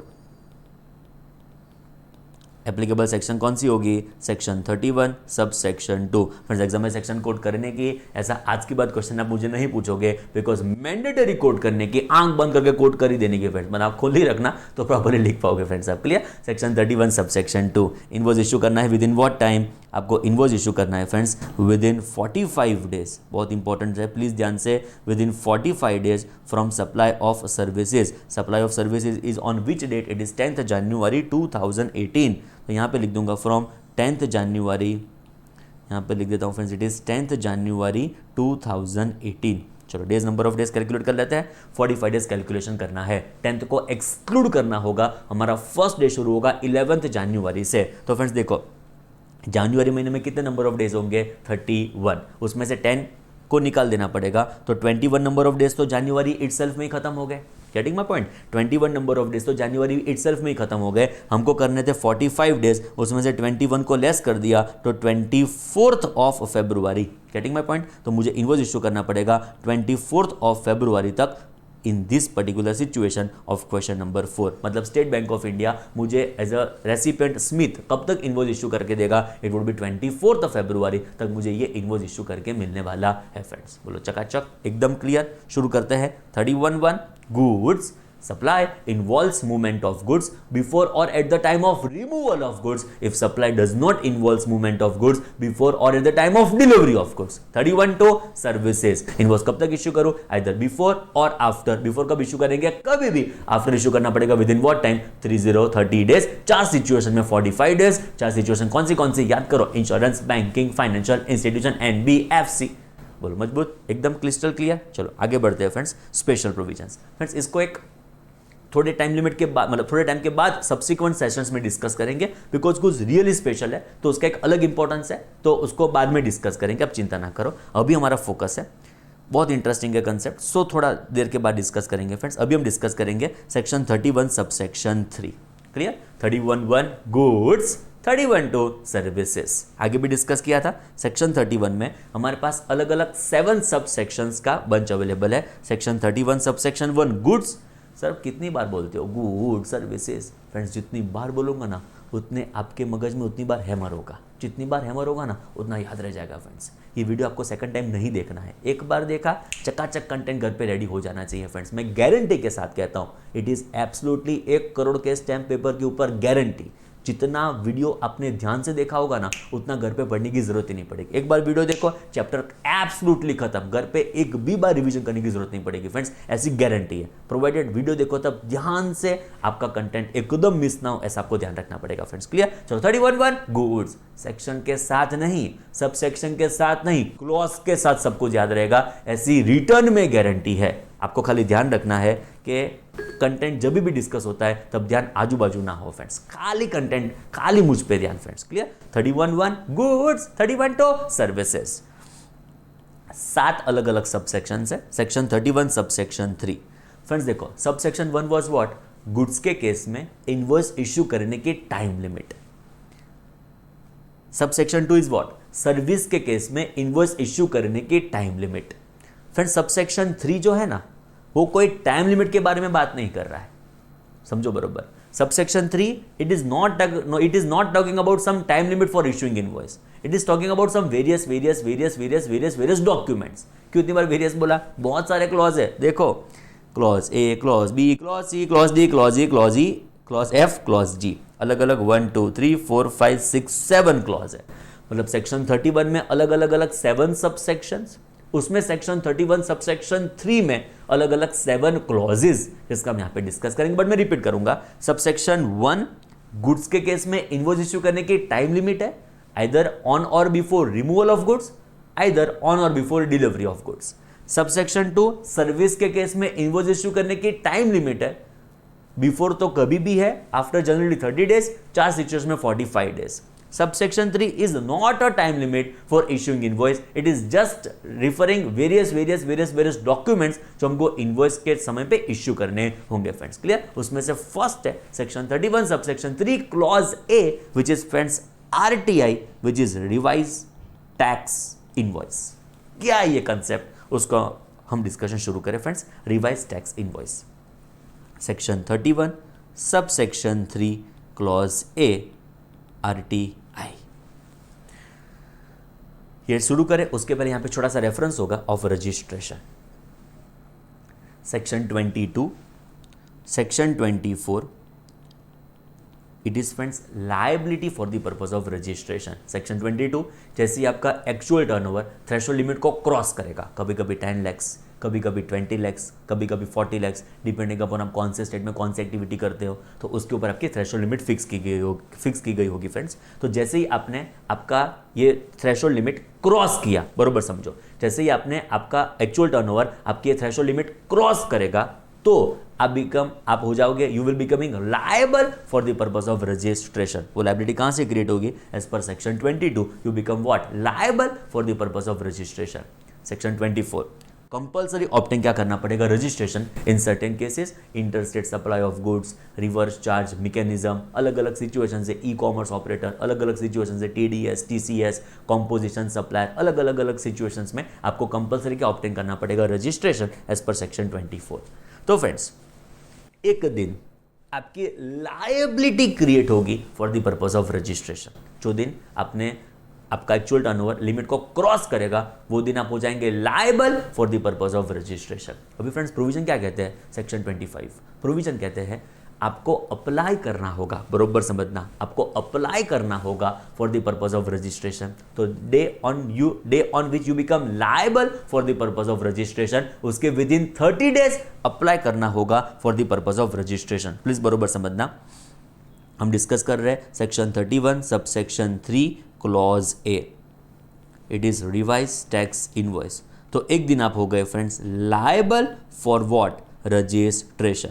जो दिन आपका टर्नओवर थ्रेशोल्ड लिमिट को क्रॉस करता है, आपका कोई भी ट्रांजैक्शन कंपल्सरी रजिस्ट्रेशन के लिस्ट में फॉलो हो जाता है विच इज सेक्शन 24, तो on that day you become what? Liable for the purpose of registration. Friends law कहता है लायबिलिटी के विद इन 30 डेज में आपको अप्लाई करना होगा for the purpose of registration. तो you are making what? Application for registration. One day you become liable for registration, within 30 days you are making application for the purpose of registration। Friends आप जैसे ही application करोगे for the purpose of registration, बाद में आपको grant होगा certificate of registration. बरोबर समझने का ट्राई करो वापस एक बार। One day you become liable for the purpose of registration, उसके within 30 days you are applying for the purpose of registration, and उसके बाद आपको ग्रांट होगा सर्टिफिकेट ऑफ रजिस्ट्रेशन। लॉ कहता है जो फ्रेंड्स विद इन 30 डेज आपने apply कर दिया होगा for the purpose of registration, बरोबर समझना, जो विद इन 30 डेज आपने अप्लाई किया होगा for the purpose of registration, तो आपको ग्रांट भले कोई और दिन हो, एग्जांपल के तौर पे 10th जनवरी 2020 को you become liable for the purpose of registration, 20th जनवरी 2020 को you are making application for the purpose of registration, and example के तौर पे on 1st of February 2020 you are granted certificate of registration. बीच में आपसे डॉक्यूमेंट मांगे थे, सो ये थोड़ा टाइम लिमिट आपके लिए एक्सटेंड हो गया, मतलब आपको 1st February को ग्रांट होता है सर्टिफिकेट ऑफ रजिस्ट्रेशन। लॉ कहता है देख स्मिथ, तूने लायबिलिटी के 30 डेज में अप्लाई कर दिया था ना, तो भले आपको ग्रांट 1st February को होता है, सुनना केयरफुली, भले आपको ग्रांट 1st February को होता है, उसका जो इफेक्टिव दिन होगा वो इफेक्टिव दिन कौन सा हो जाएगा? इट विल बी 10th जनवरी 2020। एक सिंपल एग्जांपल आपको दो फ्रेंड्स, समझो। फ्रेंड्स आपका बर्थडे कब है? Suppose it is on 12th July, suppose 2001, अब लगभग 2001 आसपास आए होंगे फ्रेंड्स, आपका बर्थडे है 12 जुलाई 2001, तो क्या उस दिन ही आपके पापा गए होंगे for the purpose of obtaining birthday certificate from municipality?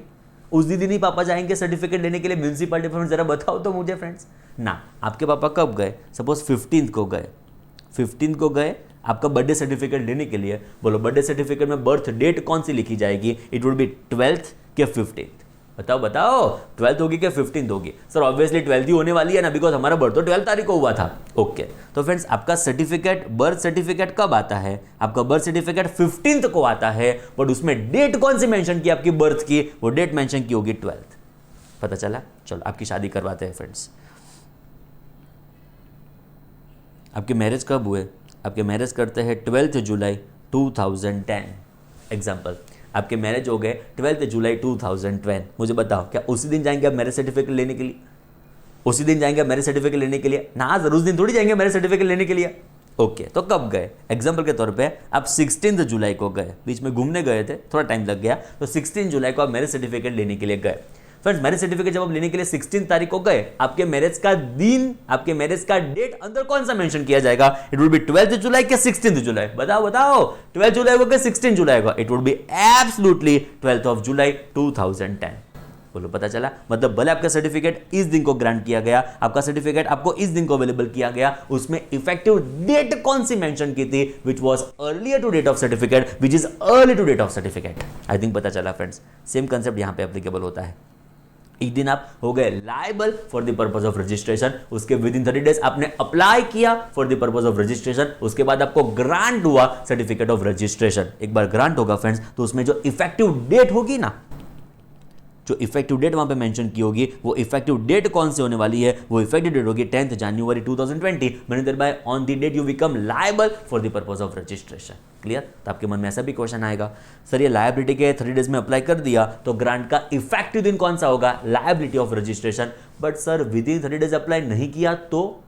Liability के विद इन 30 डेज आपने अप्लाई नहीं किया तो लॉ कहता है जो लायबिलिटी के विद इन 30 डेज आपने अप्लाई नहीं किया for the purpose of registration, तो जो दिन आपको सर्टिफिकेट एक्चुअली ग्रांट किया जाएगा, ध्यान से, जो दिन आपको सर्टिफिकेट एक्चुअली ग्रांट किया जाएगा वो दिन क्या बन जाएगा? आपका effective date of registration. Simple words में, जो लायबिलिटी के विद इन 30 डेज अप्लाई कर दिया जाता है फॉर रजिस्ट्रेशन, आपका इफेक्टिव दिन कौन सा होगा? Date on which you become liable for the purpose of registration. And जो इफेक्टिव मतलब आपके लायबिलिटी के विद इन 30 डेज अप्लाई नहीं किया जाता है for the purpose of registration, तो आपका इफेक्टिव दिन कौन सा होगा? Date on which certificate of registration is granted to you. जो दिन आपको एक्चुअल ग्रांट होगा ना फ्रेंड्स, वो क्या बन जाएगा? आपका सर्टिफिकेट ऑफ रजिस्ट्रेशन का दिन।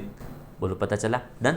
30 डेज में अप्लाई कर दिया तो इफेक्टिव दिन बनेगा लायबिलिटी, 30 डेज में अप्लाई नहीं किया, इफेक्टिव दिन कौन सा बनेगा? जो दिन सर्टिफिकेट आपको ग्रांट किया गया। क्लियर? इसमें आगे बढ़ते हैं, बट इतना एक बार डिस्कस कर लेते हैं ध्यान से।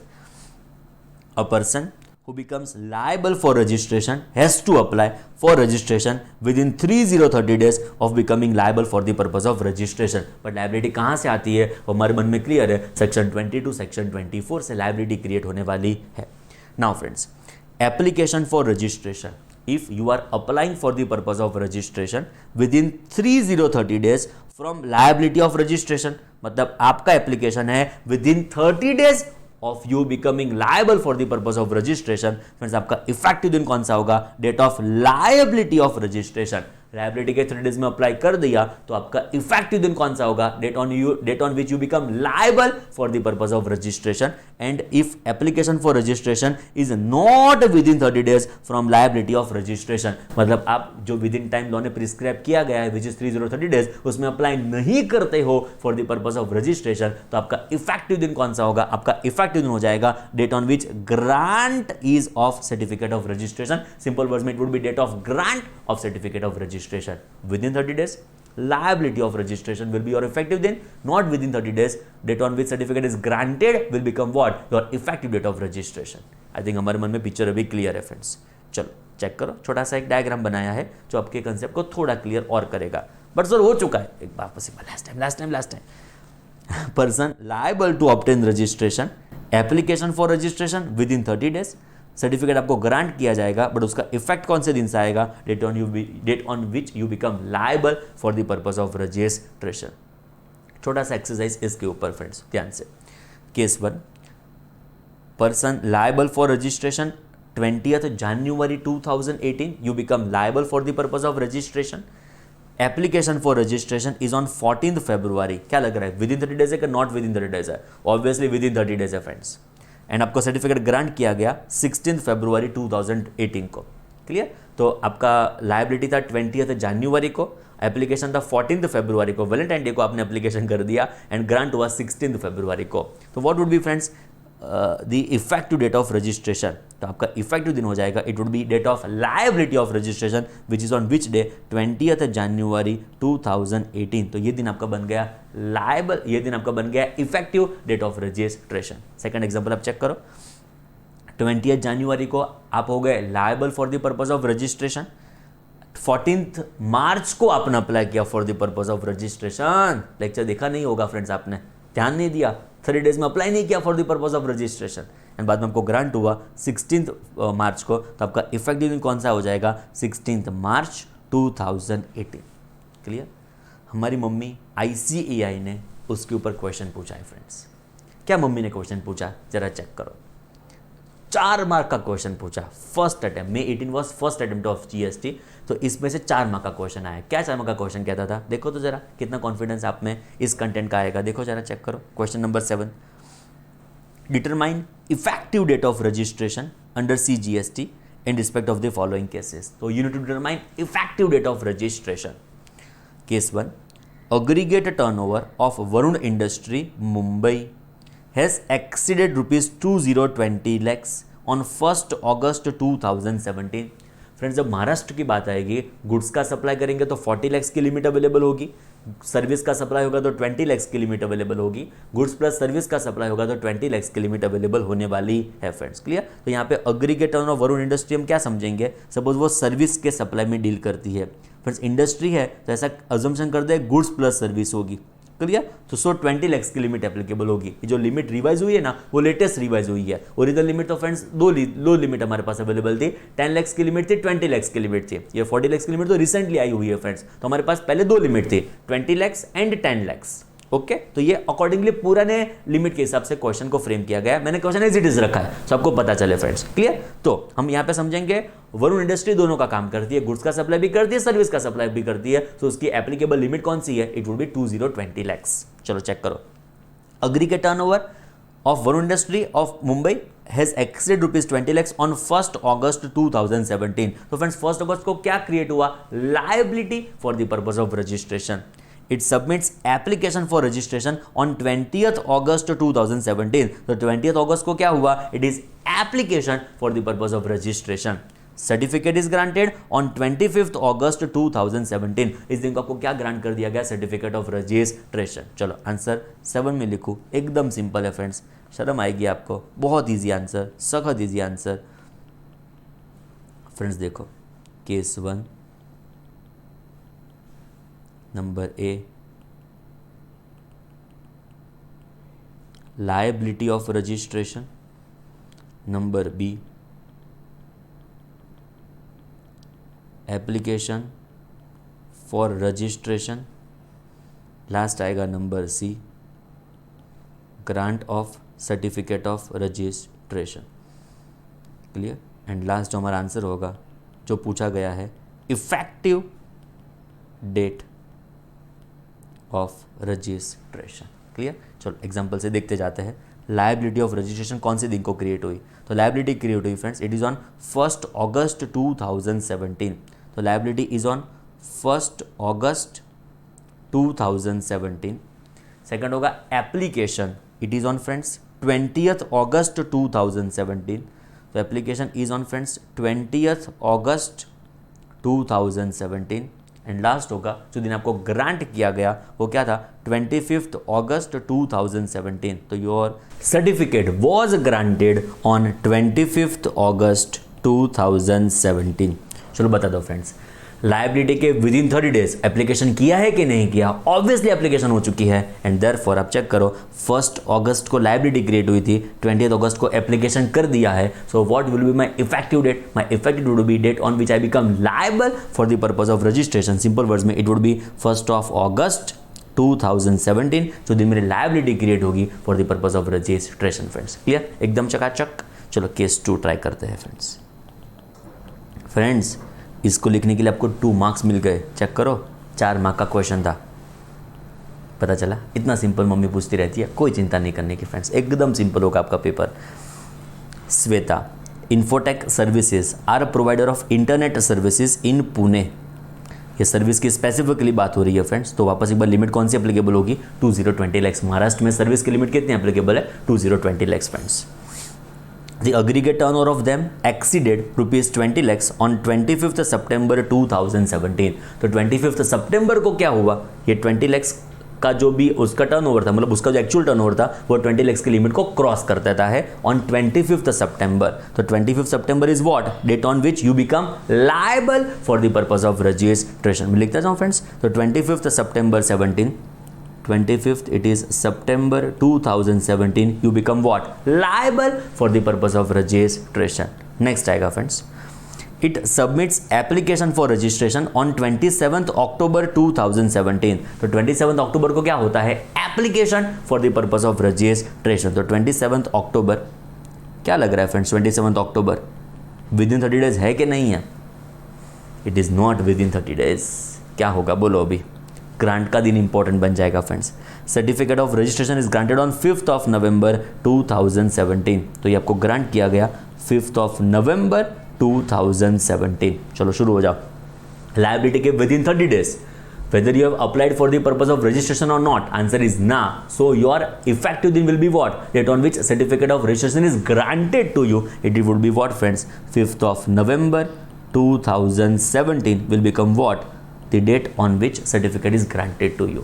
बोलो क्लियर। तो हम फ्रेंड्स साथ साथ में डिस्कस करते जाएंगे कि मम्मी कैसे कैसे क्वेश्चन आपको पूछती रहती है, सो आपको एग्जैक्ट आइडिया है कि हम क्या प्रिपरेशन कर रहे हैं और आईसीए का एक्सपेक्टेशन लेवल क्या है। ऑब्वियसली आईसीए का एक्सपेक्टेशन इतना होगा ना, हमारी प्रिपरेशन फ्रेंड्स इतनी होगी, आप समझ लो उसमें फ्रेंड्स सब कुछ आ गया। क्लियर, इन शॉर्ट जितना जरूरी है उससे ज़्यादा प्रिपरेशन करेंगे, सो कभी भी आईसीए के एग्जामिनेशन में स्लाइड भी आपको तकलीफ ना पड़े फ्रेंड्स। ऐसा बहुत बहुत केयर रख के ये सारा हम डिस्कशन करेंगे फ्रेंड्स। चलो आगे बढ़ते हैं। अभी फाइनली आते हैं रिवाइज टैक्स इनवॉइस के ऊपर, which is section 31 subsection 3 clause A. अभी तक जो भी डिस्कशन था it was in relation to reference registration. चलो शुरू हो जाओ। एक दिन आप हो गए लायबल, एक दिन आपने अप्लाई किया for the purpose of registration. जो फ्रेंड्स लायबिलिटी के 30 डेज में अप्लाई कर दिया तो आपका इफेक्टिव दिन कौन सा होगा, date on which you become liable for the purpose of registration. And जो लायबिलिटी के 30 डेज में अप्लाई नहीं करते हो for the purpose of registration, तो आपका जो दिन सर्टिफिकेट ग्रांट किया जाएगा वो दिन क्या बन जाएगा, आपका सर्टिफिकेट ऑफ रजिस्ट्रेशन का इफेक्टिव दिन। चलो अभी क्या प्रॉब्लम हुआ फ्रेंड्स समझने का ट्राई करते हैं। फ्रेंड्स एक दिन आप हो गए liable for the purpose of registration. Concept बहुत ब्यूटीफुल है, बहुत इंपॉर्टेंट है, परफेक्टली समझने का ट्राई करो फ्रेंड्स। एक दिन आप हो गए liable for the purpose of registration, उसके विद इन 30 डेज, समझना बरोबर है फ्रेंड्स, उसके विद इन 30 डेज आपने अप्लाई किया फॉर व्हाट, रजिस्ट्रेशन। तो you are making application for the purpose of what friends, registration. तो लायबिलिटी के 30 डेज में आपने अप्लाई कर दिया for the purpose of registration and बाद में आपको ग्रांट हो गया सर्टिफिकेट ऑफ रजिस्ट्रेशन। बोलो क्लियर, ये हमारे मन में पिक्चर क्लियर है। एप्लीकेशन के 30 डेज में जो अप्लाई कर दिया तो ग्रांट का इफेक्टिव दिन कौन सा होगा, ग्रांट का इफेक्टिव दिन होगा, it is date on which you become liable for the purpose of registration. अभी देखो पूरी प्रोसेस क्या होती है फ्रेंड्स। देखो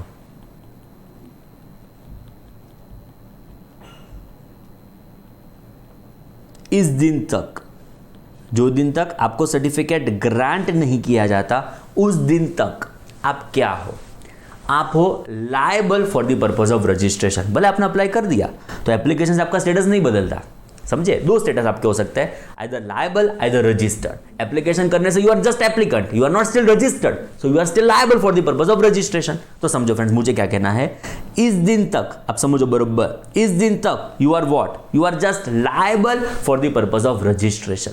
तो फ्रेंड्स ऐसा बोल सकते हैं you are taxable person. Taxable में से आप रजिस्टर्ड नहीं हो, बिकॉज टैक्सेबल पर्सन की डेफिनेशन में तो दोनों लोग कवर्ड हो गए। याद आ रहा है ना, टैक्सेबल पर्सन की डेफिनेशन में दो लोग थे, कौन से registered and liable to be registered. तो हम यहां से कौन सा एलिमेंट उसमें से उठा रहे हैं, it is liable for the purpose of registration. तो ऐसा बोल सकते हैं इस पीरियड तक आप लायबल हो for the purpose of registration. So आप कौन हो पता है, taxable person. But friends taxable person में से कौन से, नॉट रजिस्टर्ड।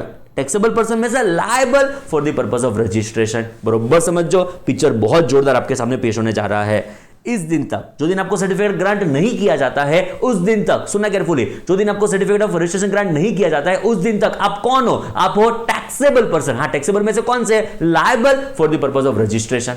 आई थिंक पता चला friends. Now what happens friends, liability आती है सपोज 10 जनवरी 2020 को आप अप्लाई करते हो, 20 जनवरी 2020 को आपको ग्रांट किया जाता है 30 जनवरी 2020 को। तो फ्रेंड्स आप 30 जनवरी तक सप्लाई नहीं करोगे, आप लायबल हो गए हो, एप्लीकेशन आपने कर दिए, विद इन 30 डेज आप सप्लाई नहीं करोगे, उस पीरियड तक आप सप्लाई नहीं करोगे। अरे सप्लाई तो करना पड़ेगा, दुकान थोड़ी बंद कर सकते हैं हम, सप्लाई तो करना पड़ेगा। पर फ्रेंड सप्लाई करते हो तो डॉक्यूमेंट क्या इशू करोगे, सप्लाई करते हो तो डॉक्यूमेंट तो इशू करना पड़ेगा ना, इनवॉइस तो इशू करना पड़ेगा ना। इनवॉइस कौन सा इशू करोगे, आप इनवॉइस इशू कर नहीं सकते। सर क्यों इनवॉइस इशू नहीं कर सकते, अरे याद करो हमारा इनवॉइस इशू कौन कर सकता है, खाली रजिस्टर्ड पर्सन। हमारे वहां पे इनवॉइस तो खाली कौन इशू कर पाएगा, रजिस्टर्ड पर्सन। मैं क्या कह रहा हूं, इस दिन तक आप रजिस्टर्ड नहीं हो, आप तो खाली टैक्सेबल पर्सन हो। गेटिंग माय पॉइंट और नॉट, इस दिन तक you are not registered person, you are just and just taxable person. Taxable में भी कौन से, liable for the purpose of registration. तो फ्रेंड्स इस पीरियड तक आप जो भी सप्लाई करोगे उसके लिए टैक्स इनवॉइस तो इशू नहीं कर सकते हो, बिकॉज हमारे पे टैक्स इनवॉइस तो खाली कौन इशू कर सकता है, रजिस्टर्ड पर्सन। पता चला जो मैं समझाना चाहता हूं। एक दिन आप हो गए लायबल, एक दिन आपने अप्लाई किया, एक दिन आपको ग्रांट हुआ। फ्रेंड्स ग्रांट तो हो गया, पर ग्रांट के दिन तक आप सप्लाई तो ऑब्वियसली करने वाले हो, तो ग्रांट के दिन तक आप कौन हो, आप हो टैक्सेबल पर्सन। बरोबर समझने का ट्राई करो, आप हो टैक्सेबल पर्सन। टैक्सेबल पर्सन में भी कौन से, liable for the purpose of what, registration. तो टैक्सेबल पर्सन में आप लायबल थे। तो फ्रेंड्स इस पीरियड तक के सप्लाई के ऊपर आप टैक्स इनवॉइस तो नहीं बना सकते हो। तो फ्रेंड्स आप टैक्स इनवॉइस नहीं बना पाएंगे, तो आप नॉर्मल इनवॉइस तो बनाओगे ना। तो एज अ टैक्सेबल पर्सन आपने प्रिपेयर किया था normal invoice. Friends normal invoice में क्या होता है, आप टैक्स चार्ज नहीं कर सकते। Getting my point, normal invoice में आप टैक्स चार्ज नहीं कर सकते, जो भी अनरजिस्टर्ड पर्सन है। देखो फ्रेंड्स जीएसटी में registered person tax invoice issue करेगा, तो unregistered person normal invoice issue करेगा। अनरजिस्टर्ड पर्सन इनवॉइस तो इशू करेगा ना, पर वो इनवॉइस कैसा होगा, नॉर्मल इनवॉइस, जिसमें टैक्स एलिमेंट होगा नहीं, जिसमें टैक्स कंपोनेंट होने वाला नहीं है। पता चला, तो ये नॉर्मल इनवॉइस आप बनाओगे। ओके, कितने का नॉर्मल इनवॉइस आपने बनाया, तो 118। क्यों 118, 2 मिनट में एक्सप्लेन करता हूं फ्रेंड्स, समझने का ट्राई करो। एक दिन आप हो गए liable for the purpose of registration, उसके विद इन 30 डेज आपने अप्लाई कर दिया for the purpose of registration, and बाद में फ्रेंड्स आपको ग्रांट हो गया certificate of registration. But grant होता है 30 जनवरी को, उसका इफेक्टिव दिन कौन सा हो जाएगा, लायबिलिटी ऑफ रजिस्ट्रेशन, जो हमारे मन में अभी पिक्चर क्लियर है। फ्रेंड्स इस दिन तक you are just liable for the purpose of registration. Simple words में you are taxable person, but taxable person में से लायबिलिटी वाले पर्सन, तो लायबल हो as a taxable person. You can not issue tax invoice, you have to आप कब tax invoice issue करते हो, when only and only you are what, registered person. हमारे पे खाली रजिस्टर्ड पर्सन का इशू कर सकता है टैक्स इनवॉइस, हमारे पे taxable person tax invoice issue कर सकता नहीं है। बट आपने नॉर्मल इनवॉइस तो बनाया होगा ना, तो नॉर्मल इनवॉइस बना दिया था 118 रुपीज का। बोलो क्लियर, इतना पता चला फ्रेंड्स। अभी क्या हुआ, तो फ्रेंड्स 10 जनवरी से लेके 30 जनवरी तक आपने हर एक सप्लाई के ऊपर नॉर्मल इनवॉइस इश्यू करके दे दिया, आपने नॉर्मल इनवॉइस बना के दे दिया। अभी क्या हुआ कि समझो, इस दिन को 30 जनवरी को आप हो गए रजिस्टर्ड पर्सन।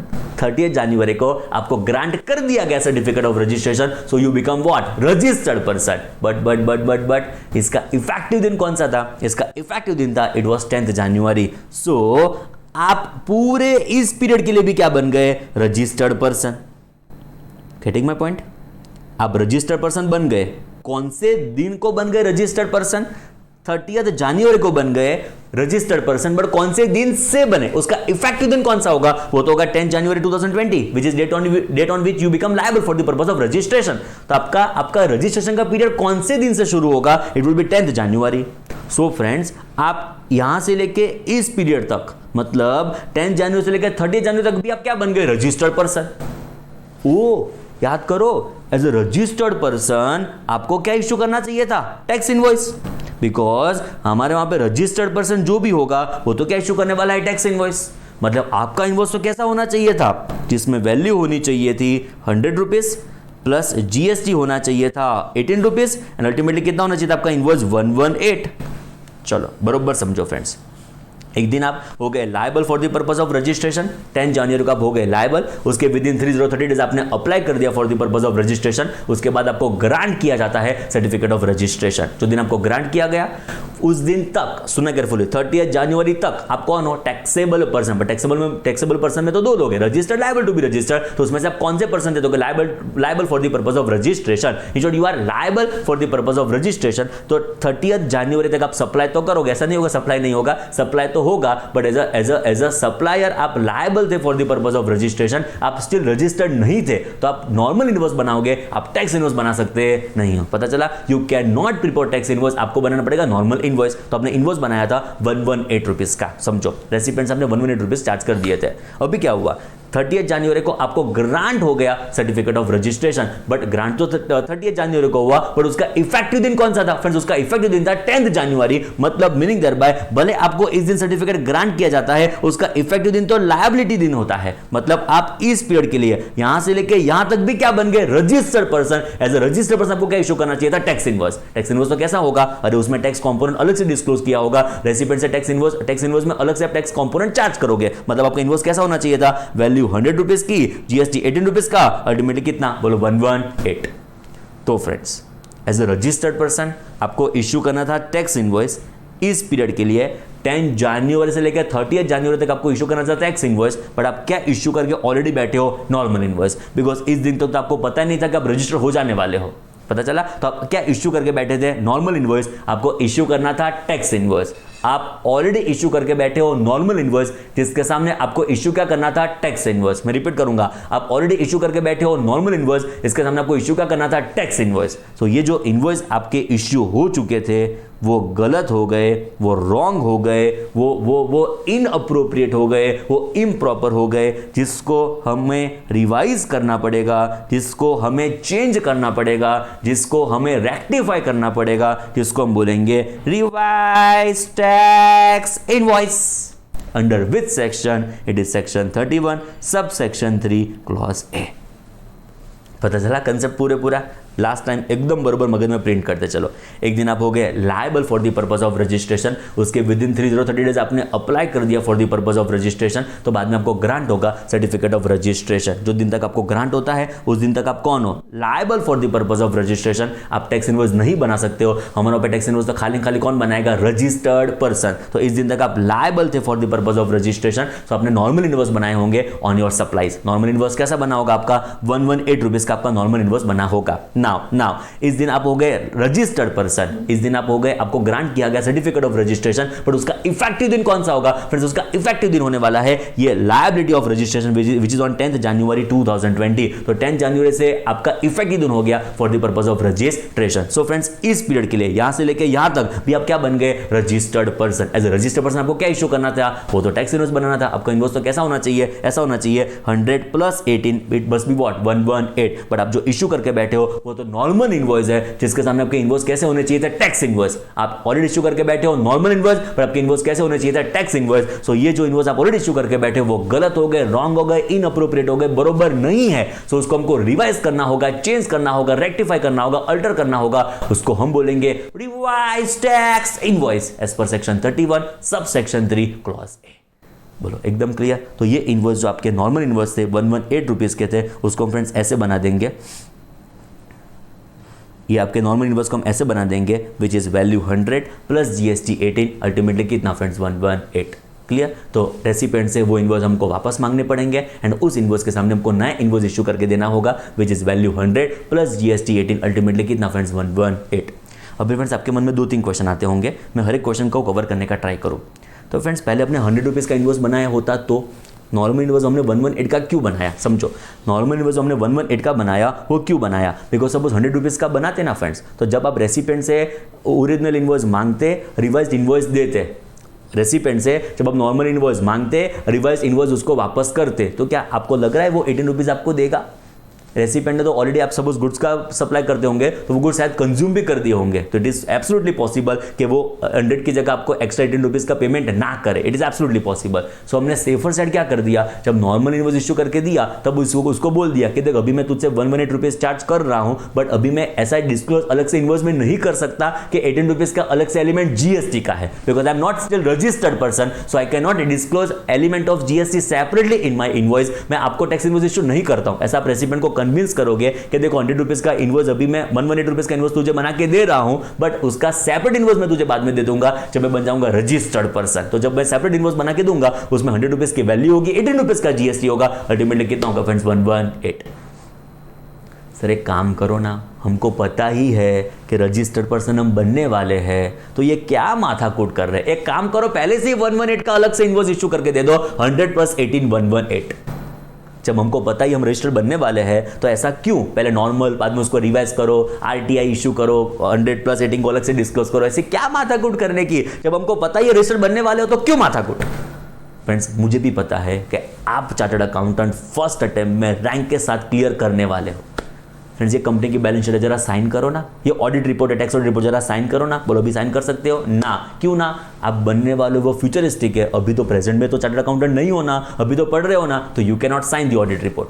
फ्रेंड्स आप शादी करने वाले मुझे पता है, बाद में घूमने जाने वाले हो फॉरेन वो भी मुझे पता है, तो आज घूमने जाओ ना। सर पर आज कैसे घूमने जाएंगे, अभी शादी तो हुई नहीं है। तो मैं वही कह रहा हूं कि वो फ्यूचरिस्टिक इवेंट है, वो जब होगी तब घूमने के लिए जाओगे। तो फ्रेंड्स लॉ भी ऐसा कहता है तुम रजिस्टर्ड बनने वाले हो बट अभी बने नहीं हो, सो शांति रखो। जब बन जाएंगे रजिस्टर्ड बाद में भले इनवॉइस आपके पुराने जो भी इशू हो चुके थे उसको तुम रिवाइज करो तो रिवाइज करो, पर प्रोविजन तो यही रहेंगे, प्रोसेस तो यही रहेगी फ्रेंड्स, क्लियर। बट मैं रिपीट करूंगा, आप क्लाइंट से 118 रुपीज अभी ही चार्ज कर लो, जो बाद में 18 रुपीज अलग से मांगने के लिए जाओगे तो वो देने वाला नहीं। उसको बता दो कि ये जो भी मैं जैसे मैं ऑप्टिंग कर दूंगा रजिस्ट्रेशन, मैं तुझे क्या इशू कर दूंगा, ये पर्टिकुलर इनवॉइस ऑफ 100 + 18 118।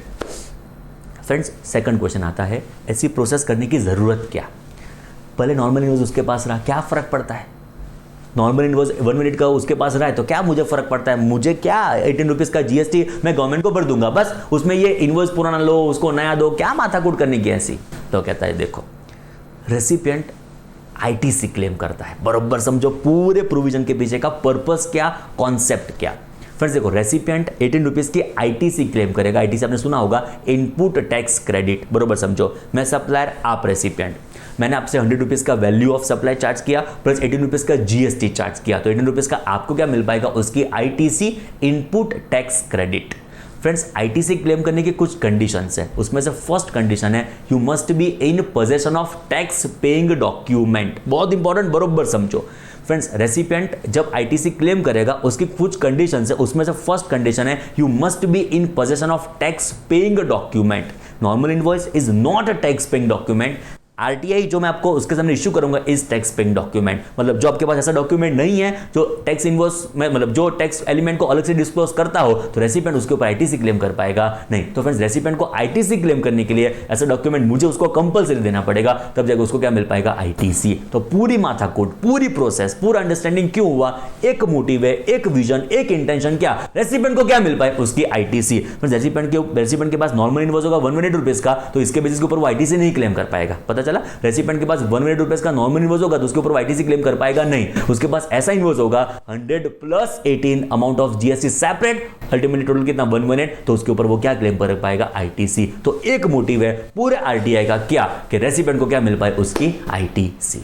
बोलो clear, that point two point पढ़ते जाते हैं। और भी एक दो पॉइंट है जो मैं आपको डिस्कस करूंगा फ्रेंड्स। देखो there would be a time lag, किसके बीच में होगा time lag, the date of grant of certificate of registration, the date of grant of certificate of registration and effective date of registration।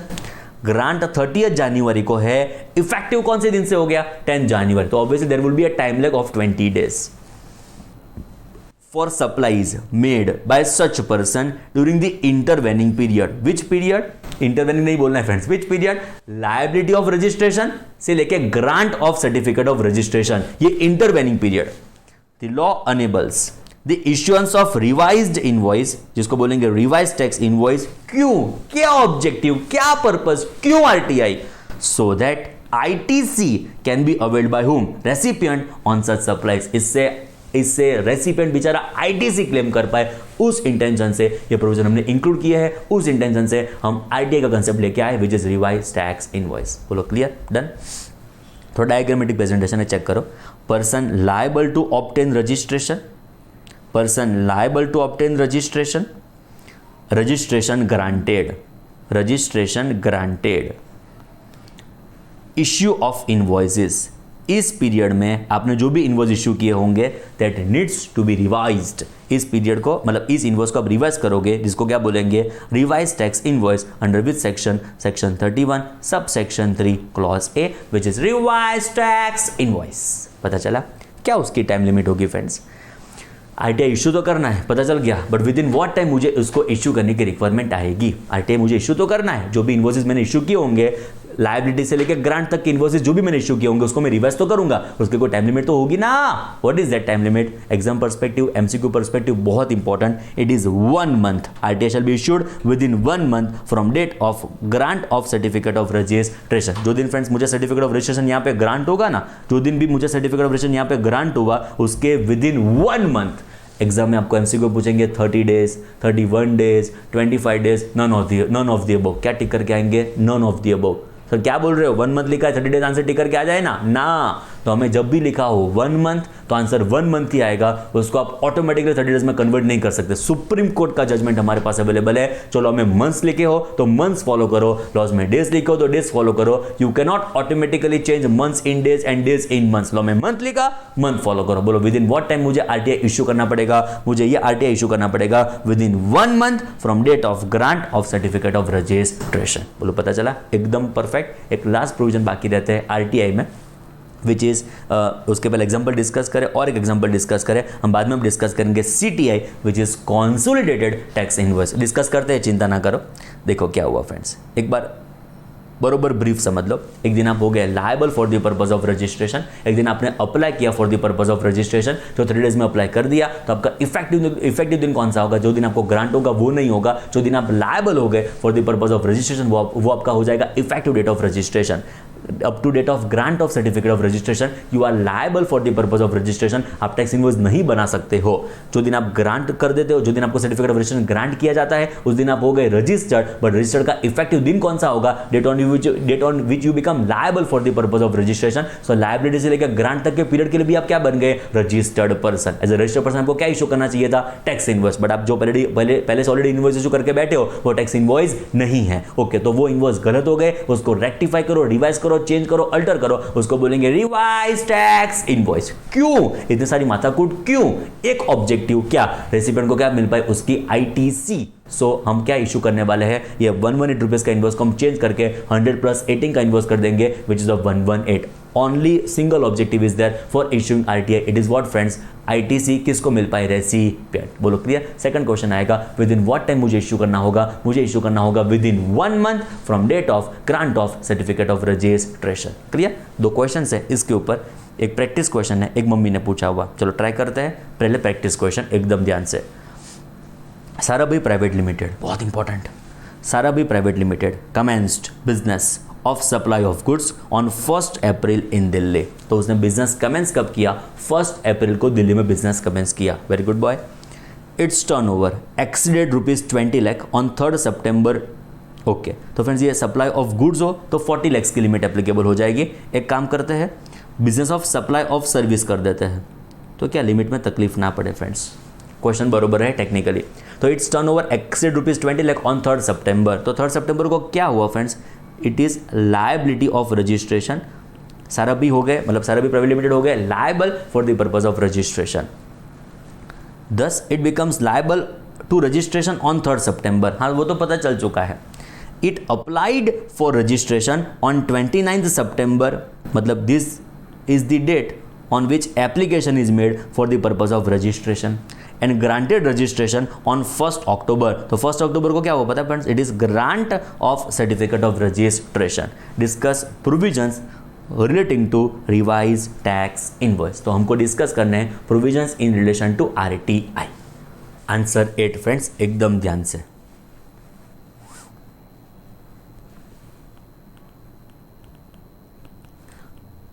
Friends, liability of registration, application for registration, and बाद में last में क्या होगा, grant of certificate of registration. Clear? चलो check करते हैं liability कब हुई थी। 3 सितंबर को लायबिलिटी क्रिएट हुई for the purpose of registration. 3 September liability create होती है फ्रेंड्स। एप्लीकेशन होता है 29 सितंबर को, application is on 29 September and grant 1 अक्टूबर को हुआ। अब इंफॉर्मेशन चेक करो, ग्रांट होगा ऑन 1 अक्टूबर, तो 1 अक्टूबर को ग्रांट होगा सर्टिफिकेट ऑफ रजिस्ट्रेशन। एक बार आप चेक कर लो, लायबिलिटी के 30 डेज में अप्लाई कर दिया है for the purpose of registration, absolutely yes. So 3 सितंबर से लेके 1 अक्टूबर के पीरियड का जो भी इन्वॉइसेस आपने इश्यू किए होंगे, वापस एक बार, 3 सितंबर से लेके 1 अक्टूबर के पीरियड तक जो भी आपने इन्वॉइस इश्यू किए होंगे,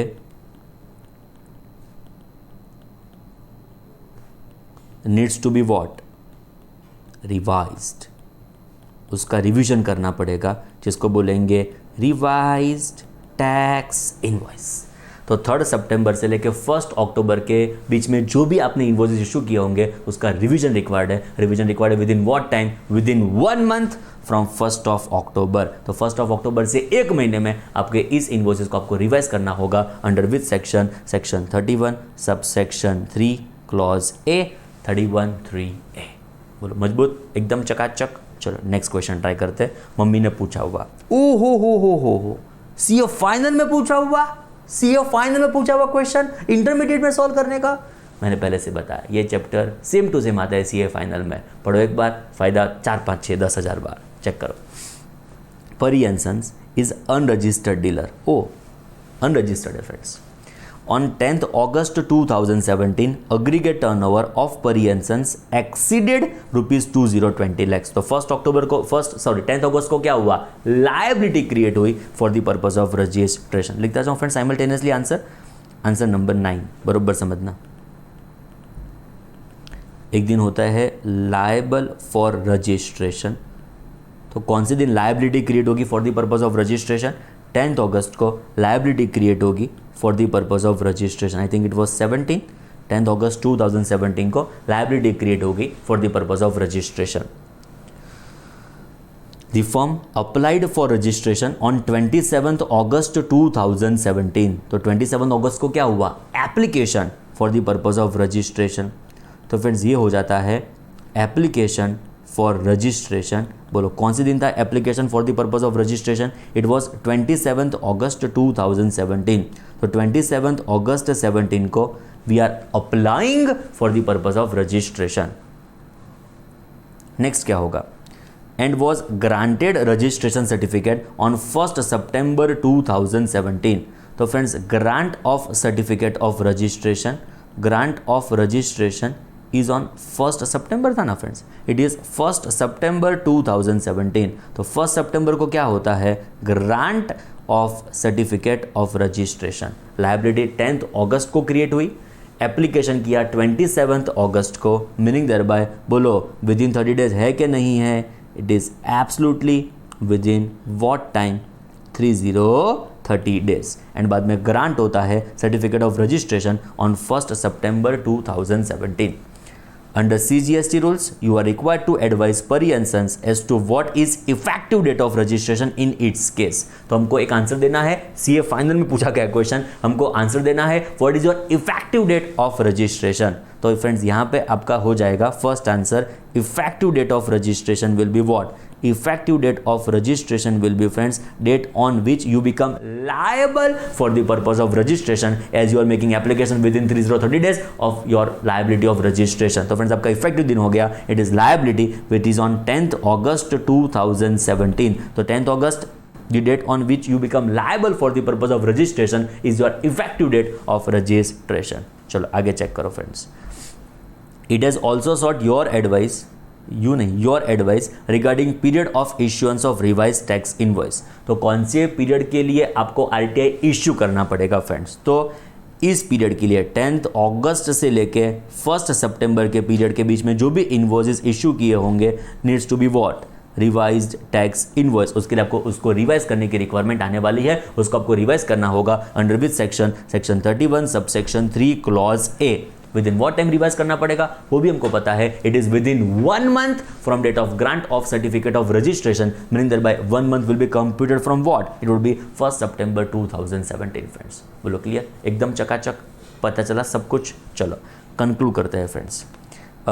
ये हम CTI डिस्कस करेंगे अपकमिंग सेशन में। आई थिंक आज हम यहाँ तक डिस्कशन हमारा लिमिट करते हैं फ्रेंड्स, क्लियर। धीरे धीरे डाइजेस्ट आपको होता जाएगा। तो 31 सबसेक्शन 3 क्लॉज है, हमारा पूरा इन डिटेल डिस्कशन खत्म नहीं हुआ, इसका डिस्कशन थोड़ा बाकी रहा in relation to CTI which is consolidated tax invoice, उसको बाद में डिस्कस करेंगे, चिंता ना करो फ्रेंड्स। चलो आज का कंक्लूजन हम करेंगे।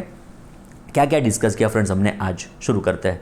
हमने डिस्कस किया सेक्शन 31, 32, 33, 34 में से हमारा डिस्कशन शुरू हुआ सेक्शन 31 के बारे में, जो मेजर पोर्शन है हमारे इस पर्टिकुलर इनवॉइसेस में। हम क्या करते हैं फ्रेंड्स, एवरी लेक्चर के लास्ट फ्यू मिनट्स पूरा रिवीजन करते हैं, एवरी लेक्चर के स्टार्टिंग में भी पूरा रिवीजन करेंगे, ऐसे क्यूमुलेटिव रिवीजन होता जाएगा। लास्ट पूरा चैप्टर हम 15 से 20 मिनट में तो मैक्सिमम पूरा बोल देंगे फ्रेंड्स, पता चला। तो ये आपको एग्जाम के अगले दिन बहुत काम आएगा, वो जो भी रिकॉर्डिंग हम पूरे वीडियो में करेंगे वो आपको अगले दिन बहुत रिफर करने के लिए बहुत काम आएगा कि 20 मिनट में एक चैप्टर खत्म, पता चला। तो वो बहुत आपके लिए बेनिफिशियल हो जाएगा। एंड हमारा डिस्कशन आपने मुझसे ही सुना होगा, तो मैं उसको एक एक पॉइंट बोलता जाऊंगा ना, तो आपकी क्लैरिटी मगज में गजब लेवल की आ जाएगी फ्रेंड्स। धीरे धीरे पता चलता जाएगा क्या ये डिस्कशन का इंपॉर्टेंस है फ्रेंड्स। तो सेक्शन 31 का डिस्कशन हमने शुरू किया था।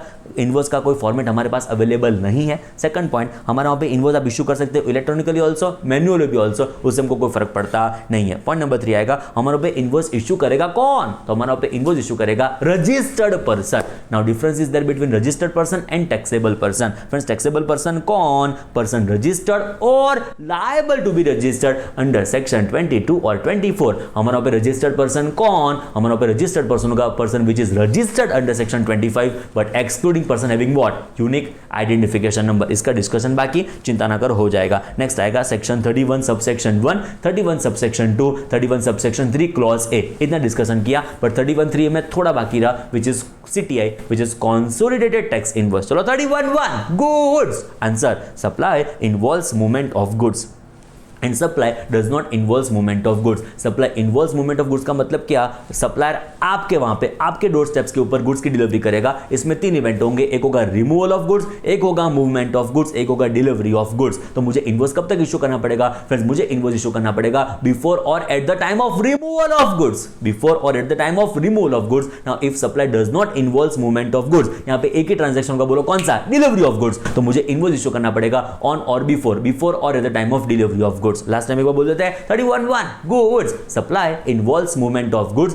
before or at the time of removal of goods, but if supply does not involves movement of goods before or at the time of delivery of goods. बोलो clear. Next आएगा 31(2) services. हमको invoice issue करना पड़ेगा either before और after. Before कब, कभी भी कोई चिंता नहीं है, कभी भी आप इनवॉइस इशू कर सकते हो, बट आफ्टर की टाइम लिमिट हमको फॉलो करनी होगी। After within what time, 30 days हमें हमको इनवॉइस इशू करने की रिक्वायरमेंट आने वाली है फ्रेंड्स। 4 सिचुएशन में हम फॉलो करेंगे 45 डेज। 4 सिचुएशन कौन सी 1 2 3 go, insurance, banking, financial institution, NBFC। 30 days general थे, इस 4 सिचुएशन में 45 डेज हमको फॉलो करने की रिक्वायरमेंट आएगी। 30 डेज कहां से, 45 डेज कहां से, from supply of services. Supply of service का मतलब क्या होगा friends, it will be completion of service. उसके स्पेशल प्रोविजन डिस्कस करने बाकी रखे, जो अपकमिंग लेक्चर्स में हम डिस्कस करेंगे। नेक्स्ट डिस्कशन हमारा था सेक्शन 31 सबसेक्शन 3 क्लॉज ए, रिवाइज टैक्स इनवॉइस। शुरू करते हैं। RTI, चलो एक दिन आप हो गए liable for the purpose of registration, एक दिन आपने अप्लाई कर दिया for the purpose of registration, एक दिन आपको ग्रांट हो गया सर्टिफिकेट ऑफ रजिस्ट्रेशन। लायबिलिटी के 30 डेज में अप्लाई कर दिया, आपका इफेक्टिव दिन हो जाएगा date on which you become liable for the purpose of registration. जो लायबिलिटी के 30 डेज में आपने अप्लाई नहीं किया, तो जो दिन आपको सर्टिफिकेट ऑफ रजिस्ट्रेशन ग्रांट होगा, तो जो दिन आपको ग्रांट होगा वही बन जाएगा आपका इफेक्टिव डेट ऑफ रजिस्ट्रेशन। चलो एक दिन आप लायबल हो गए, 30 डेज में आपने अप्लाई कर दिया, एक दिन आपको ग्रांट हो गया। फ्रेंड्स ग्रांट के दिन तक आप कौन हो, ग्रांट के दिन तक आप टैक्सेबल पर्सन हो, लायबल पर्सन हो, you can not issue tax invoice, but आपके नॉर्मल इनवॉइस आपको इशू करने की रिक्वायरमेंट आने वाली है। फ्रेंड्स अभी देखो ग्रांट के दिन आप क्या बन गए, रजिस्टर्ड पर्सन बन गए, बट रजिस्ट्रेशन का इफेक्टिव दिन कौन सा था, इफेक्टिव दिन तो कौन सा था, date on which you become liable for the purpose of registration. So liability से लेकर ग्रांट के पीरियड के लिए भी आप क्या बन गए, registered person. As a registered person आपको क्या इशू करना था, टैक्स इनवॉइस, बट आप टैक्स इनवॉइस इशू करके बैठे हो ना। सो वो जो आपने नॉर्मल इनवॉइस इशू करके बैठे हो वो तो गलत हो गया, वो तो रॉन्ग हो गया, जिसको रिवाइज करना पड़ेगा, रेक्टिफाई करना पड़ेगा, जिसको बोलेंगे revise tax invoice under which section, section 31 subsection 3 clause ए। क्यों रिवीजन, क्यों माथाकूट की? फ्रेंड्स ये माथाकूट हमको करनी है जिससे रेसिपिएंट को क्या मिल पाए, उसकी आईटीसी। फ्रेंड्स नॉर्मल बेसिस के मतलब नॉर्मल इनवॉइस के बेसिस के ऊपर रेसिपिएंट आईटीसी नहीं क्लेम कर पाएगा। जो रेसिपिएंट के पास प्रॉपर टैक्स इनवॉइस होगा तो उसके बेसिस के ऊपर वो क्या क्लेम कर पाएगा, आईटीसी। तो एक मात्र मोटिव है इस पर्टिकुलर आरटीआई का कि रेसिपिएंट को क्या मिल पाए, उसकी आईटीसी। क्लियर। नेक्स्ट पॉइंट आएगा यहां पे फ्रेंड्स कि आपको कितना टाइम में आरटीआई को इश्यू करना होगा। आपको आरटीआई इश्यू करना है within 1 month from date of grant of certificate of registration. Clear friends, इतना हमारा डिस्कशन आज तक हमने लिमिट किया। सब्सिक्वेंट लेक्चर्स में हम डिस्कस करेंगे which is consolidated tax invoice. Friends clear. आपके कोई भी डाउट हो फ्रेंड्स आप मुझे व्हाट्सएप कर सकते हो ऑन विच नंबर जो मैं आपको प्रोवाइड करता हूं। इट इज फ्रेंड्स, आपके कोई भी डाउट्स इस रिलेटेड हो तो आप इस नंबर के ऊपर मुझे व्हाट्सएप कर सकते हो फ्रेंड्स। होपफुली सब कुछ आपको पता चला होगा। आप अपने घर पे बहुत सेफ रहना, बहुत अच्छे से रहना फ्रेंड्स। फैमिली का भी ख्याल रखना एंड साथ में पढ़ते रहना friends. Thank you so much.